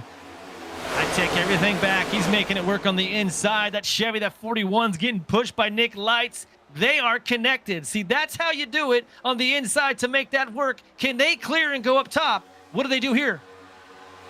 I don't know. Nick Lights has his teammates right behind him, Smirker and Joseph Mealy. So I don't know if they're going to leave their teammates. But if Mealy right there in that lime green car, the All Things Go podcast, if he can clear Bowie, they'll jump up. I'm starting to see a little different pace in this race as now the 2 jumps up. Nick Lights, Devin working together. They are the 1 and 2 car. 41 gets lost on the inside. He falls back a couple spots. There it is, just like we called it. They cleared Bowie, and now they have that lead. Murphy Esports to the front.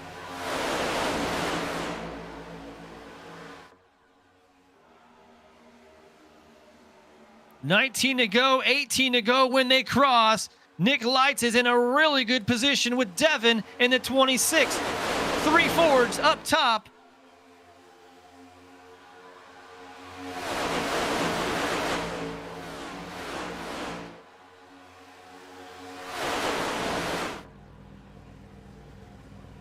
What an awesome job right there by Murphy Esports to get 3 of their main cars to the front. All they're missing is Jamie Graham. Jamie Graham, unfortunately, right now, back in the field. Right now in 32nd place, but these guys are looking really, really good, working together very well. That low line, though, Emery, not really working the way I think they want it to, but a couple guys, Dwayne Honeycutt, Kenny Reel, they're pushing.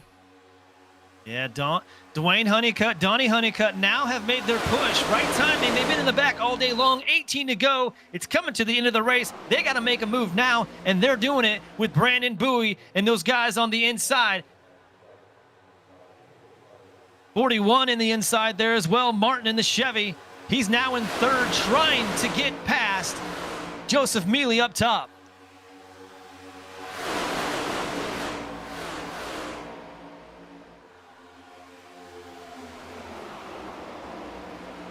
Great job right now, Devin Smirker.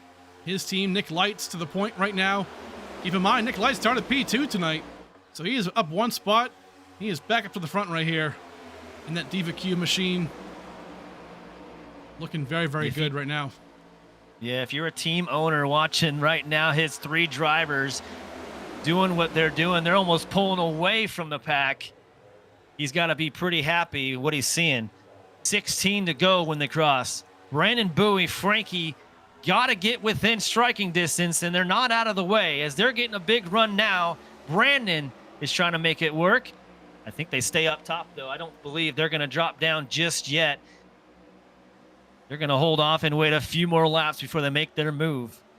Yeah, really smart move right there by Martin Nava in that 41. He moved up to the top lane. He had a room behind Frankie Barroso, and there he is. So he's going to be doing pretty good right there. The inside line right now led by Donnie Honeycutt. Where'd he come from, man? He was involved in an early wreck.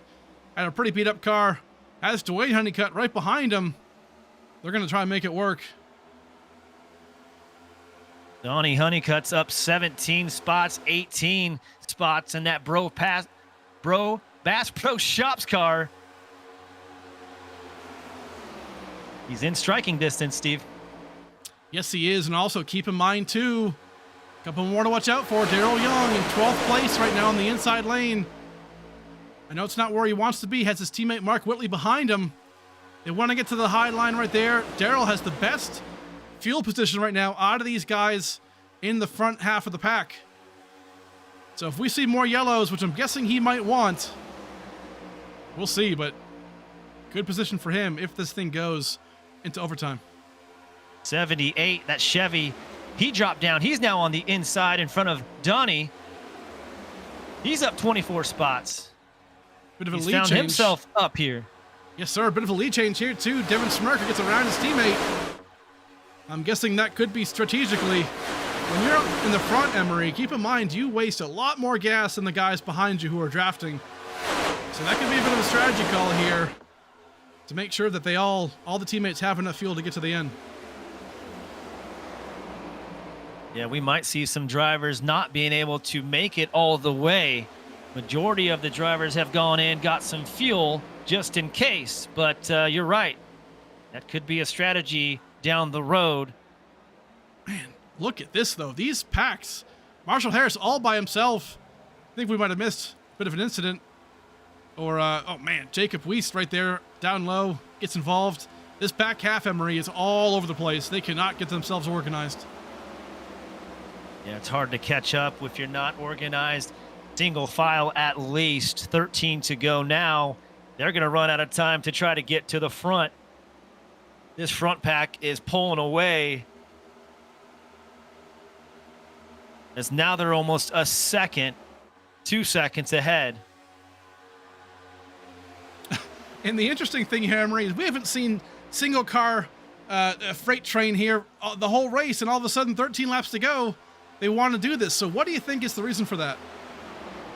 I think they're playing it smart. I think the front group is just doing what they can to make it to the end. I mean, it could be a situation where they're all trying to save fuel. I just don't think that's the case. I think right now the front pack is saying, hey, stay single file. Let's pull away from this second group, and let's keep it clean until the end of the race and then make our move. It's a smart move for the drivers.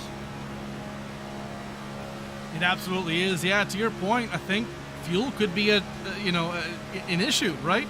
Holding on to that fuel. I think these guys maybe thought that some more cautions would come out. It'd be caution after caution, but that really hasn't happened. So these guys are kind of in a scramble to maybe save that fuel. And right now, that could be the case. But again, we mentioned it. Daryl Young, he doesn't need to save fuel. He can push. He can be aggressive right now if he needs to be. And he's getting there. Yeah, he's falling back. He's the second car, that second group, with Mark Whitley in front of him. I just don't want to see a situation where he doesn't have enough time to make the run that he needs to get up front. But, hey, like you said, That top off the field might pay off for him if we go to a couple green-white-checkered flags. But not the way it's going now. They are racing clean. Checking up on the backpack guys right here. Tim Robb, Jacob Weiss right now are teammates.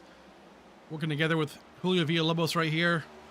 Trying to bring together a solid race finish. Blaze Crawford, James Kaufman involved in multiple incidents, unfortunately for them.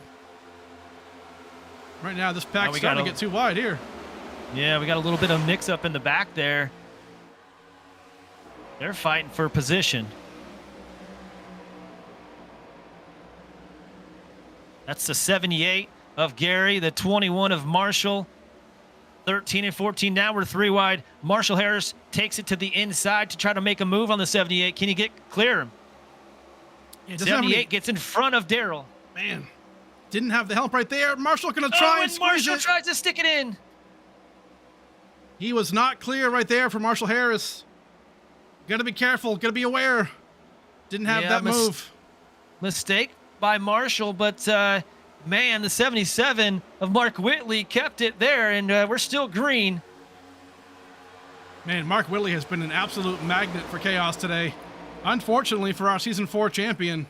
Not the race he wanted, but I'll tell you what, he's going to be a factor in this championship hunt, I can promise you that. Austin Salyers, Christian Angel, trying to make a move there. Christian gave the 77 a little bump there. He says, sorry about that, but still green.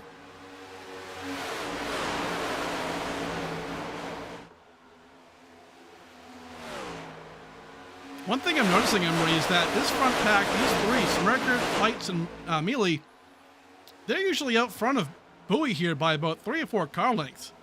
They're not bumped up. So I wonder if Bowie and Frankie here might be kind of practicing some, like laying back and then getting a run, right? And seeing, kind of calculating how long that takes and when they have to make their move. Yeah, you're absolutely right, and you think you're right as well. Because 23, he's way off. He can get up to that pack, those front 3 cars, but he's just not yet. Late in this race, when it comes down to it, 2 laps left, 1 lap left, white flag, whatever it may be. You're kind of on an island too when this happens, because you get these big runs, you can make these passes. As now we got a little bit of mix up there. Devin's still up front. I guess Joseph Mealy's there. Nick Lights is in 3rd. Now Brandon Bowie has caught the pack. Yes, sir. They're all saving fuel there at the front, but that low line has now come to play, being led by Jonathan Smith.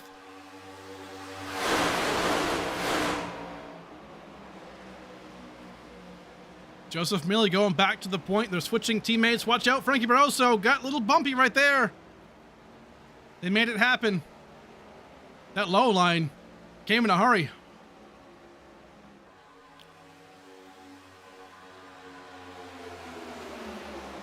And crazy moves up front, Steve. We haven't seen anything like this.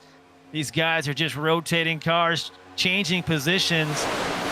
23 of Brandon and Frankie in that 48 are right behind, saying, hey, when do we make our move? When can we make this happen?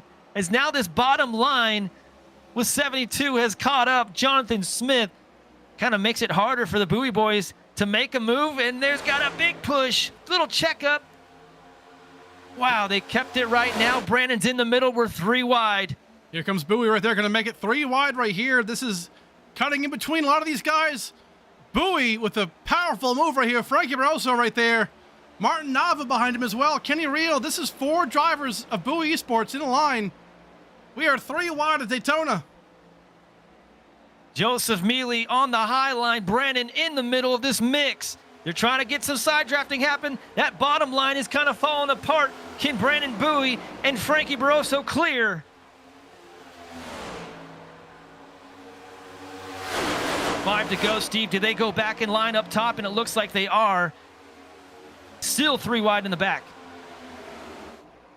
That was a pretty hairy move, but it worked out really well for them for the most part. 3 wide. Everyone kept it together. They tried making that work, but now teammates are kind of strung apart.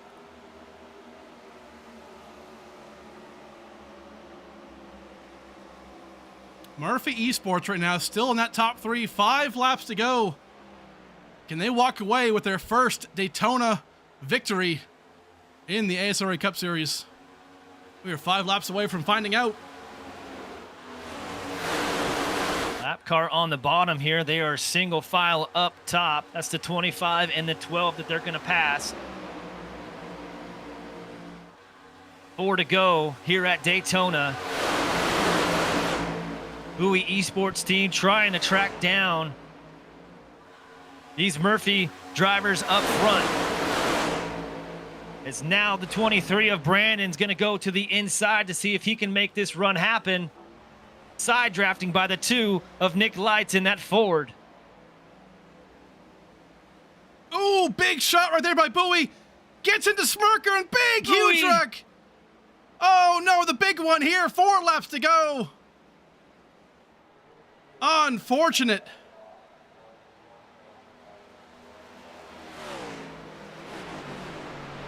And that is a big shot to 2 of those drivers. Lots of contact. Brandon's day might be done. Unfortunate late in this race. We'll have to take another look. Man, oh man. Multiple cars involved. Emery, you can kind of feel it coming. But man, it's just such a tough break. Mealy right here, and Frankie Barroso snuck through it, as well as Dunkelberger and Jackson Anderson.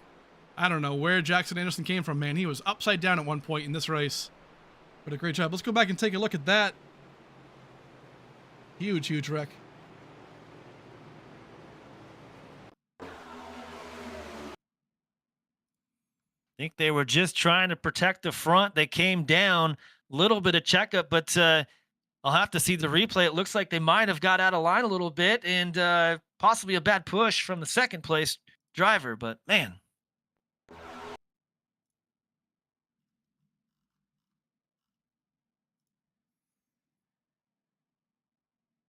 Yeah. Really tough to tell from that angle. We'll try and get one more better look. I apologize for the going back to all these angles, but we're going to find it. Here we go, right here. So Smirker gets up right there, but too much, comes down. I think he thinks he's clear, but he's not. He hits Mealy a little too awkwardly, and then he kind of just gets involved with Brandon Bowie. I don't know that Brandon Bowie necessarily hit him awkwardly. I think the 26 was just out of line, and I think he thought that he could potentially get back down low, but that was not the case. Man, just hard racing, tough racing, and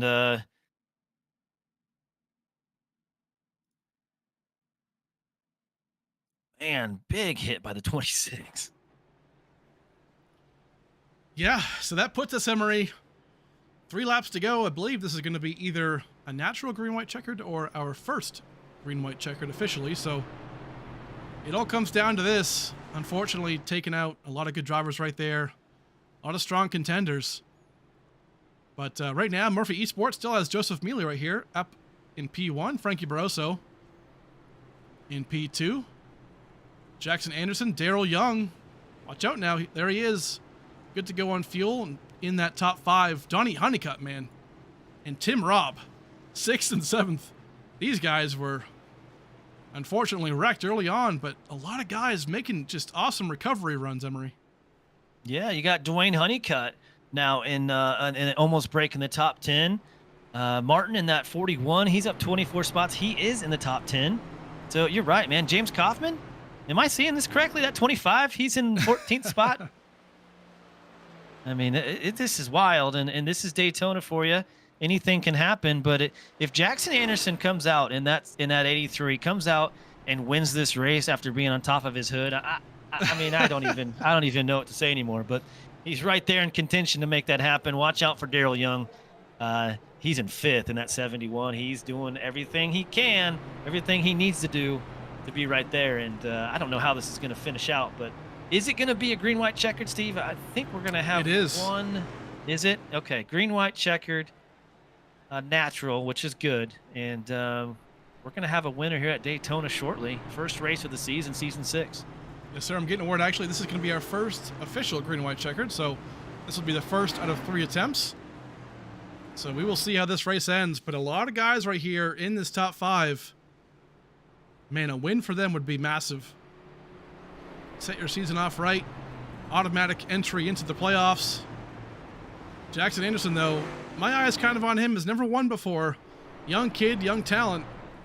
Finds himself in P4, started P4, so here he is right now looking pretty good. And, man, I'll tell you what, he's kind of in the catbird seat. But what lane do you pick? That's going to be the case right here. Yeah, not sure on that. I've seen it both ways. The bottom get a good jump and be able to get up top, but I think all day long you want to be up top. I think that's the lane you want to choose. As 2 drivers now, they pick the inside. Darrell jumps up to the outside. He gains up a ton of positions. Look at that. And look at this, Steve. As it sits, the top 5 drivers, top 6 drivers, there are 5 different teams involved here. I got to go back to my notes, but it's really close to that. That is wild to see that unfold here.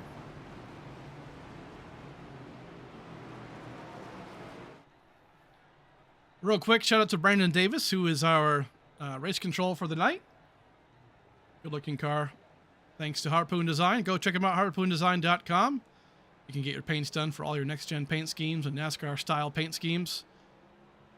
Awesome stuff. So, big thanks to them.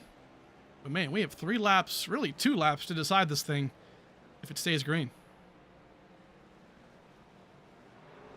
Yeah, gee, I don't think that single file racing is going to happen this time, Steve. I think you're going to see more 3-wide, 2x2. I mean, that's just the nature of it. Everyone's going to try to get out there and get this win, and the give and take, unless it's your teammates, that's thrown out the window. Every man out for himself. It is. Joseph Mealy, if he can stay up front and get pushed by Darrell until it's time to make that move, we'll see. But Frankie's right there, Ryan Dunkelberger, Jackson Anderson in that 83, he's in 6th. So, Steve, anything can happen now. Oh, it sure can. And it will. Yeah. I'm really surprised that these stronger drivers, the ones who have been up front for a long time, chose the inside lane and not the outside lane, knowing how dominant the outside lane is. So this is pretty interesting to me. Darrell Young picked the outside lane, which is not surprising. Donnie Honeycutt right behind him. We'll see how strong he is as a pusher, Donnie Honeycutt. But man, this is kind of throwing me off for a loop right now. Yeah, me too. And maybe it's just a little strategy they've got in their mind. And I would have been up top. I think it might go possibly single file for maybe the first lap, but then again, who knows? It's gonna be a toss up. I'm here to see it unfold, and we'll see what Joseph and Darrell can do. Frankie Barroso, in my opinion, I think he's probably gonna try to get up top and work with Darrell, but I don't know. It's gonna be tough to see. Yes, sir. Well, either way, we are 2 laps to go. First green-white-checkered of the night. Will this be our one and only time memory? We're going to find out, but it is time to decide who is going to win this Daytona 250 presented by Harpoon Design. Been quite the battle. We're going to go around this track a couple more times. The pace car's off. Joseph Mealy, Darrell Young going to take us into turns 1 and 2, and the green flag's out. We are racing again.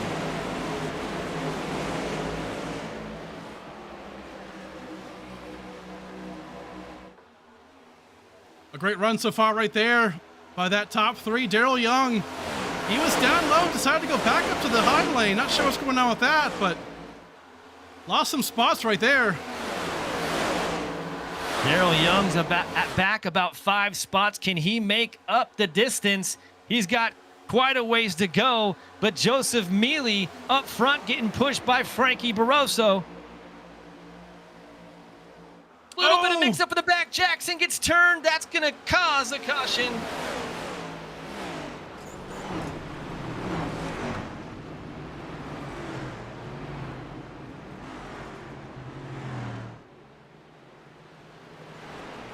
Man, oh man.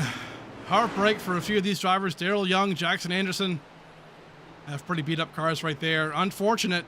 We knew the heat was going to get turned up. And it sure did. Yeah. Big hit to the wall for Jackson. I think his day may be done. We were almost there, Steve. Yeah, the 22 and the 78 get together. Looks like nose to tail, and 83 comes up into Daryl Young, and just, man, unfortunately, Austin Salyer's also involved. Mark Whitley actually sneaks through this one. Look at that. That red 77. Good for him. All these guys, unfortunately. Tim Robb involved. Martin Nava, what a strong run so far. I don't know if he has a lot of damage here. He just kind of sideswipes the 83, but yeah, unfortunate, Emery. I am surprised that Mark Whitley doesn't have more damage to that car. He's been through the grass, into the wall, getting checked up. I mean, everything you can say, and he's still out here in a good position with a clean car. So it's one driver to look out for.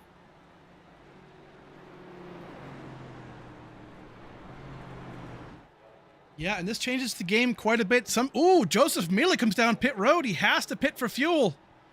Same thing with Jacob Waste. Here he comes. Christian Angel as well. Jackson Anderson, obviously, with that damage. Kenny Reel coming down pit road. A lot of guys didn't come down pit road right here, so this is huge news there for Joseph Mealy. Literally just a splash of gas. And off he goes, but man, that could be it. Yeah, I was curious about that, if some guys would go down to get some fuel. Unfortunate for Daryl Young. It looks like his day is going to be done. He's got so much damage to that car, but he has all the fuel. He made the right call, but just didn't stay alive at the end. He is still out there, but you can see and take a look at that car. He is done for the day.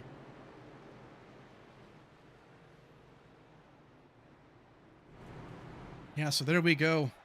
World Center of Racing, we are under our second green-white-checkered finish.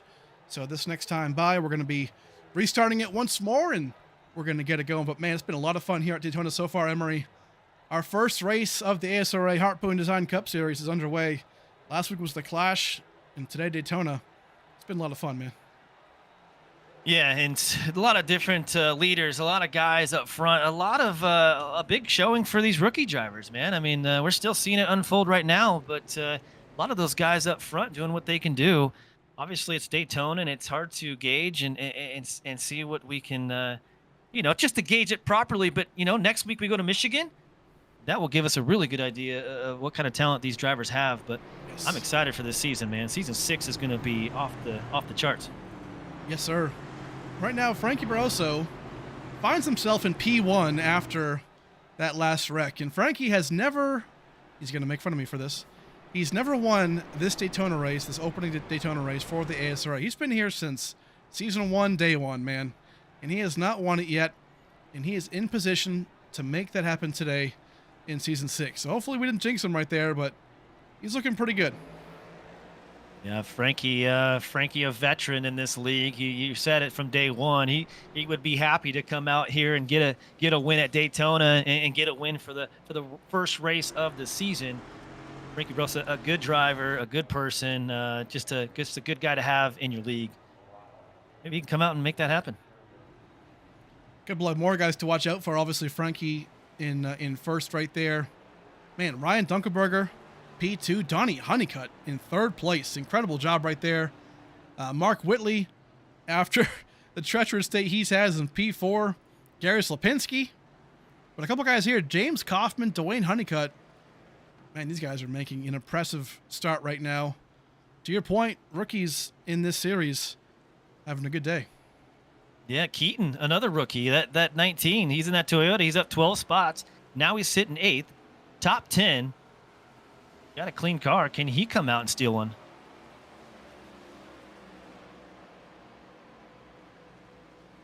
As they're choosing, Steve, it looks like Frankie went low. And there goes the choose car again. Gary Slapinski nails the choose car. Uh-oh. Man. Got pretty big damage right there. Unfortunate for that. So that's 2 in one race, Emery. Man, we've got 100 laps. Yeah, I think that's a first for us, and that was a big hit on that choose car. You hate to see that happen late in this race. Yeah, especially 3 laps to go, right? I mean, it's tough. I mean, you've done 100 laps now, and you've done the choose car at this point about 8 times. So it's tough to see. But hey, you know what? Sometimes it's you're not always thinking about that. I'm sure he's pretty upset, but hey, these things you got to watch out for. Yeah. Now here's the question, and I think they're talking about it on the race. Do they restack them and choose again, or is this it? Do they go all the way around? Looks like the pace lights are off on the pace car. So. Yeah. Typically in a case like this, the backup rule is, if you wreck the choose car, if the choose car becomes basically ineligible to continue, they default to the start finish line as the choose. So they'll do that. They'll basically just choose bottom lane or top lane as they cross the start finish line as the choose. And then they'll just go off of that process. So in this case, it looks like that might have been the case, and we're going to be good to go. Yeah. Another question for you. Are these guys up front, do they got the fuel to go around to finish this race? I think it's going to be close. Yeah, I think they might, but they're not happy about it. I think if we have to go one more green-white-checkered, I think that's going to force the hand of maybe 1 or 2 of these guys, maybe more. Yeah.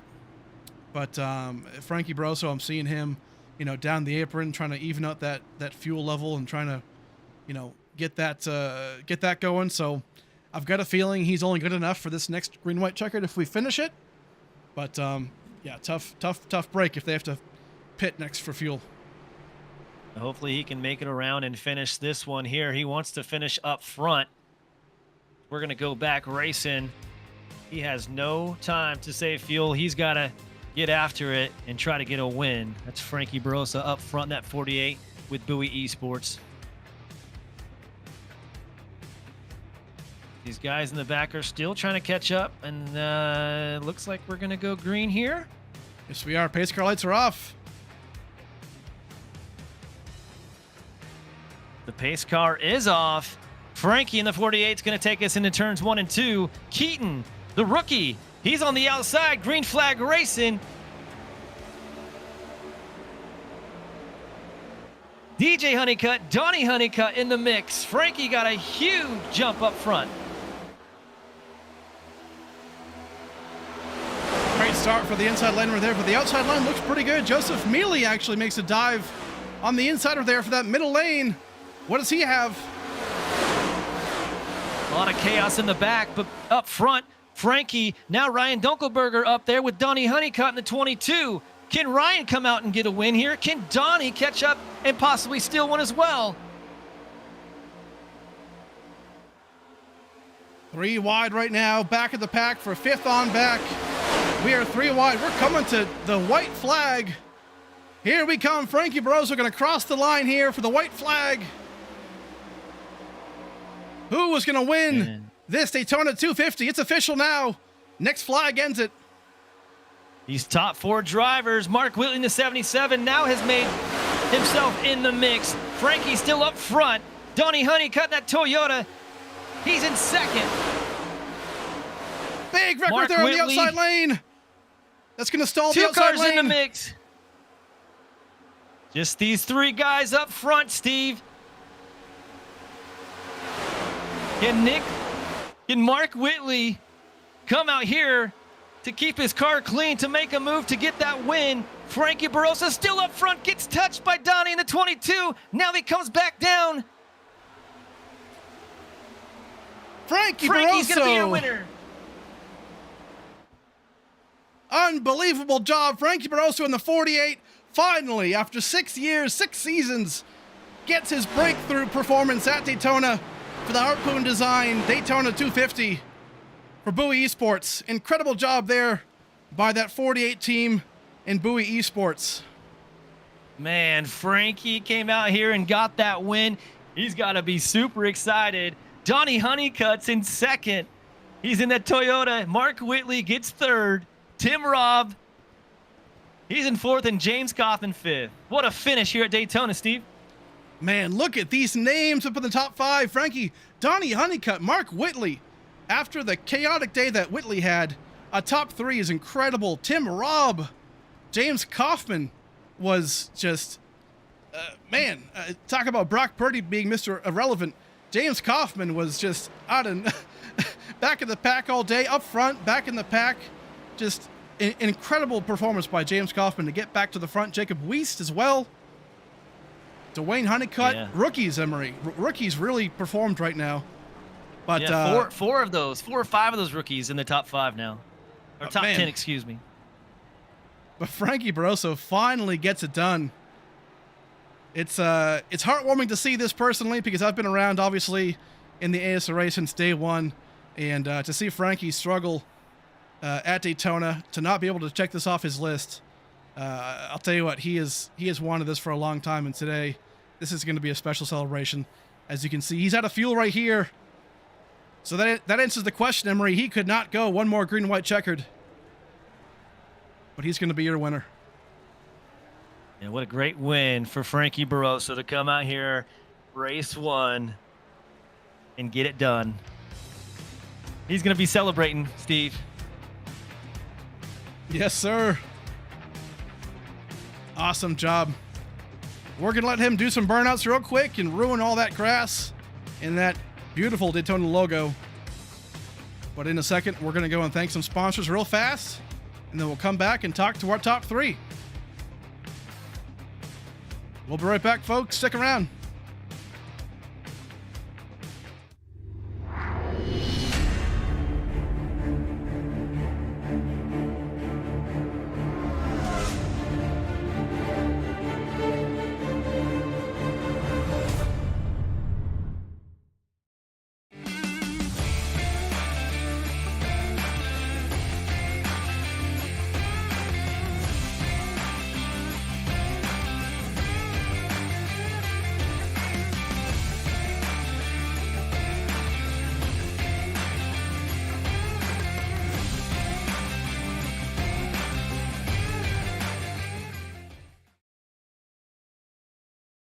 Fancy like Husky, fancy like Husky, fancy like Husky, fancy like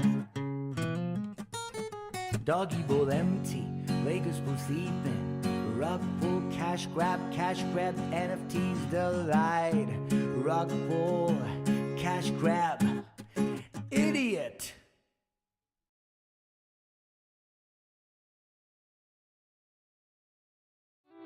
Hey guys, this is Kevin from KK Woodscapes. Wanted to say how excited we are to be a sponsor for the ASRA Cup Series this upcoming season. This is just some of the pieces we've created over the years. We can work with you and bring any special victory to life. To order, or if you have any questions, please scan the QR code for Instagram or contact me through the Discord. And hopefully, we'll be bringing your virtual victory into reality one day.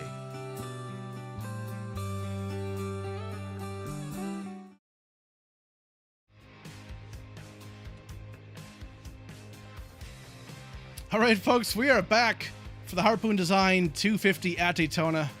The race has concluded. Frankie Barroso is your winner today and your champion of the first Daytona race. Mark Whitley came in third after a crazy day. We're going to bring him in real quick. We'll wreck each other. Here he is, Mark Whitley, man, after just an absolutely chaotic day, up and down through the field and up and down in the air, I feel like sometimes. But man, you were a magnet for chaos today, but at the end of the day, finished podium, which is personally just incredible to see. So explain your race, man, and how'd you do? I guess the best way to put it would be in a blender. That's what it felt like. Get the damage fixed, beat another wreck. Get another damage fixed, beat another wreck. And it was just like the whole race, it seemed like kept having stuff happen around us or near us, and you know, we got lucky that the damage never got to the point where it absolutely killed it. It was all fixable. True. Somehow. I mean, at the end, it was definitely hurting a little bit. I couldn't suck up in the draft as good as some of the other guys, and that kind of hurt me there. Coming to the line, I was really trying to push Donnie, and was hoping maybe he'd try to make a move, and Frankie might, I was just hoping they'd mess each other up and wreck each other, honestly, because I'm sitting there like, I couldn't really do anything else because the car wouldn't draft as good. So, yeah. You know, I was really trying to be careful too, because all the wrecks we were in, where I was like 4x away from getting disqualified. So I'm just like, all right, man, just be aggressive, but not too aggressive. But Third place after all we went through. This car has been put back together more than if it went to Martinsville or something. So I'll take that any day of the week. Yeah, we talked about it. I mean, right? These tracks, they're chaotic. They're a wild card. It's sometimes a lottery, right? But hey, to walk away with a lottery with the third place finish, that's not a bad day to start off your season with points. So, great job, man. Give us any shout outs you might have, any sponsors, and great job today. Yeah, huge shout out to Brantley, Harpoon Designs. He was pulling like quadruple, octuple duty with spotting all of us together. It was pretty fun to listen to, but you know, he does awesome work. He does paint jobs for all of us. One of the best painters on iRacing, period. Check him out at harpoondesign.com if you want to get something custom made by him. Or you can check him out on Trading Paints. He's got almost 2,000 of them on there now, so something for everybody. Big shout out to all my teammates. Seems like we all got involved in all the wrecks tonight. So I think I had one guy, and we had one guy finish. Austin, he finished 8th, I think. So yeah, at least there was another one of us that had a good finish. You know, maybe not good, just lucky, but you know, great. You know, just that's how Daytona is. Hopefully, we'll go back out on a track that's more natural and less chaotic, and have some better finishes as a team. Yes, sir. Appreciate it, man. Good job again. We'll see you next week at Michigan. Later. Alrighty, there he goes. We're going to bring in Donnie Honeycutt. An incredible performance, Emery, for a P2 finish here.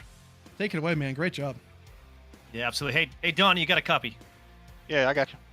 Donnie, you went up 24 spots from when you started. It seemed like you had a bunch of strategy out here.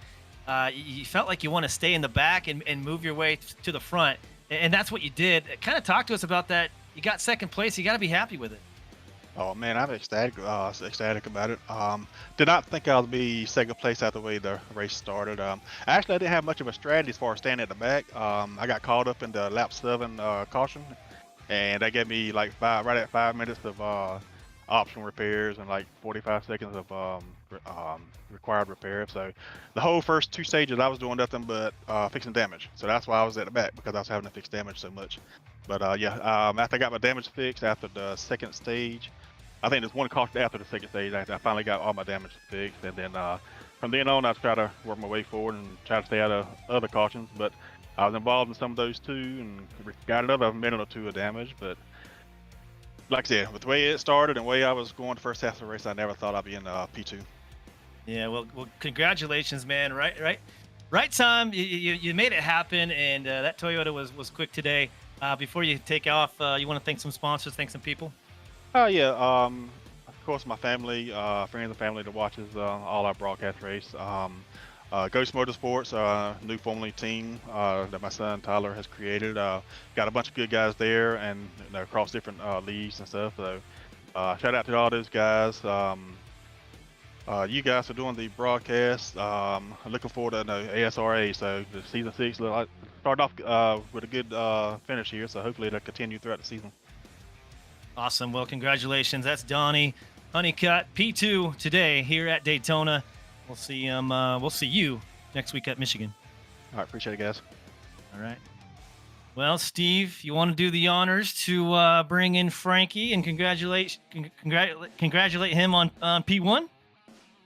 Yes, sir. Here he is, Frankie Barroso. Man, been a long time waiting to say that you are the champion of today's Harpoon Design Daytona 250. Man, how you feeling? Man, I'm feeling like I won $1 million. Like it's crazy. I've been here. Well, this would be my 6th season. I've ran every season, and to finally win a Daytona, the memes are dead. No, I finally won. Like I don't know what what the one place. I don't know what memes you're talking about. Yeah, I'd rather just keep them a secret, but yeah, no, the memes are dead. It's just one of those places where you do everything right and you still lose, And today I felt like I did not everything right, but mostly everything right, and I just got lucky. If there would have been another Green-white-checkered, I would have not won the race, and sometimes that's how these things go, and fate just has it. I finally won today. Man, we love that. Obviously, had a good race. We talked about your fuel late in the race, it seemed like you were on the apron a bit, and I had a feeling that if you went one more green-white-checkered, it wasn't going to work out for you. So, I mean, obviously a great performance today, and it sets off your season, right? I mean, you win, now you're in the playoffs. You've got those 5 playoff points, already. So you're already setting yourself up for a great season. If anything else doesn't go right, at least you're in the playoffs, right? So, awesome job, man. Any last thoughts?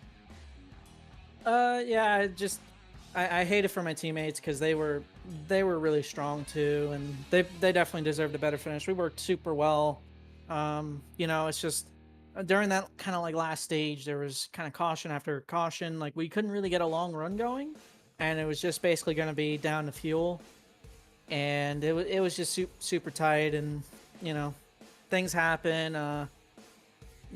People throw other blocks and whatnot, but that's Daytona, that happens. And it's sometimes, like I said before, like you could do everything right, like like at the end there, I felt like Donnie did what I would have done, and sometimes that's not even enough. So it's just one of those places where you could do everything right and you still lose. It's almost like kind of like blackjack. You can basically stay at a 17, but the dealer will get 21 no matter what. So, it's kind of one of those things where, and my teammates did such a great job tonight, and all of Bowie Esports, even, and everybody else did a fantastic job. I'll watch the race later, and you guys, I'll be excited to watch it, not just because I won, but I want to see you guys, how good of a show you guys put on. And thanks to everyone watching, and thank you Steve for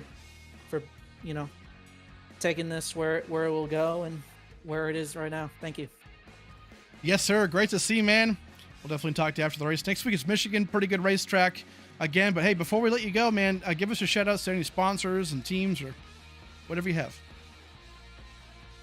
Just thank you to Bowie Esports, Brandon Bowie. He gave me a shot a couple seasons ago, and I can finally say I won Daytona for him. And the best part is I can just go trophy hunting. Sorry, from now to the end of the regular season, and I should come out the points leader today. So, and we try to go get the regular season championship. Yes, sir. Awesome job, Frankie Barroso. Your Daytona 250 champion. Great job, man. Thank you. Alrighty, man, Emery, what a wild ride that was today at Daytona. And man, what are your thoughts on today's race?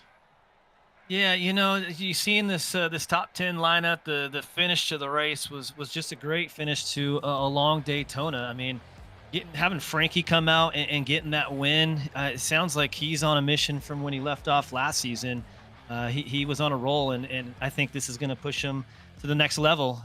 So he's going to be a driver that's going to be tough to beat out here. And Donnie Honeycutt, man, in the 22, cool to see him get P2, and the whole the Honeycutt family. They did a fantastic job.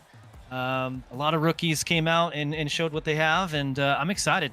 Michigan's going to be crazy, and this season 6 is going to be fantastic. Yes, sir. Awesome job right there for all the drivers in the field. Obviously a little messy at times, but hey, super speedway racing, that can be the case a lot of the time. So big shout out to all the drivers here who are going to watch back and whatnot. The league obviously is very cool, and a lot of these drivers are pretty great. So awesome to see. Big thanks to everybody here who's watched the whole race. We appreciate all the likes, the follows, the comments, and definitely those subscriptions, because we are getting closer to 500. We might have even hit it tonight, so we appreciate those. But yeah, Emery, great job tonight. We'll see you guys next week, next Tuesday, for the ASRA Cup Series race number 2. We'll be at Michigan. And then next Monday will be the season opener for the NORA Truck Series. So race day will be covering that for the entire season. We'll see you Monday, I believe at 8 o'clock. I don't have my notes in front of me, but 8 o'clock p.m. Eastern Time. So catch us next Monday and Tuesday for some more great racing. So we appreciate you folks. That was Daytona, Emery. Next week, we get it on, man. It's going to be a lot of fun. Can't wait.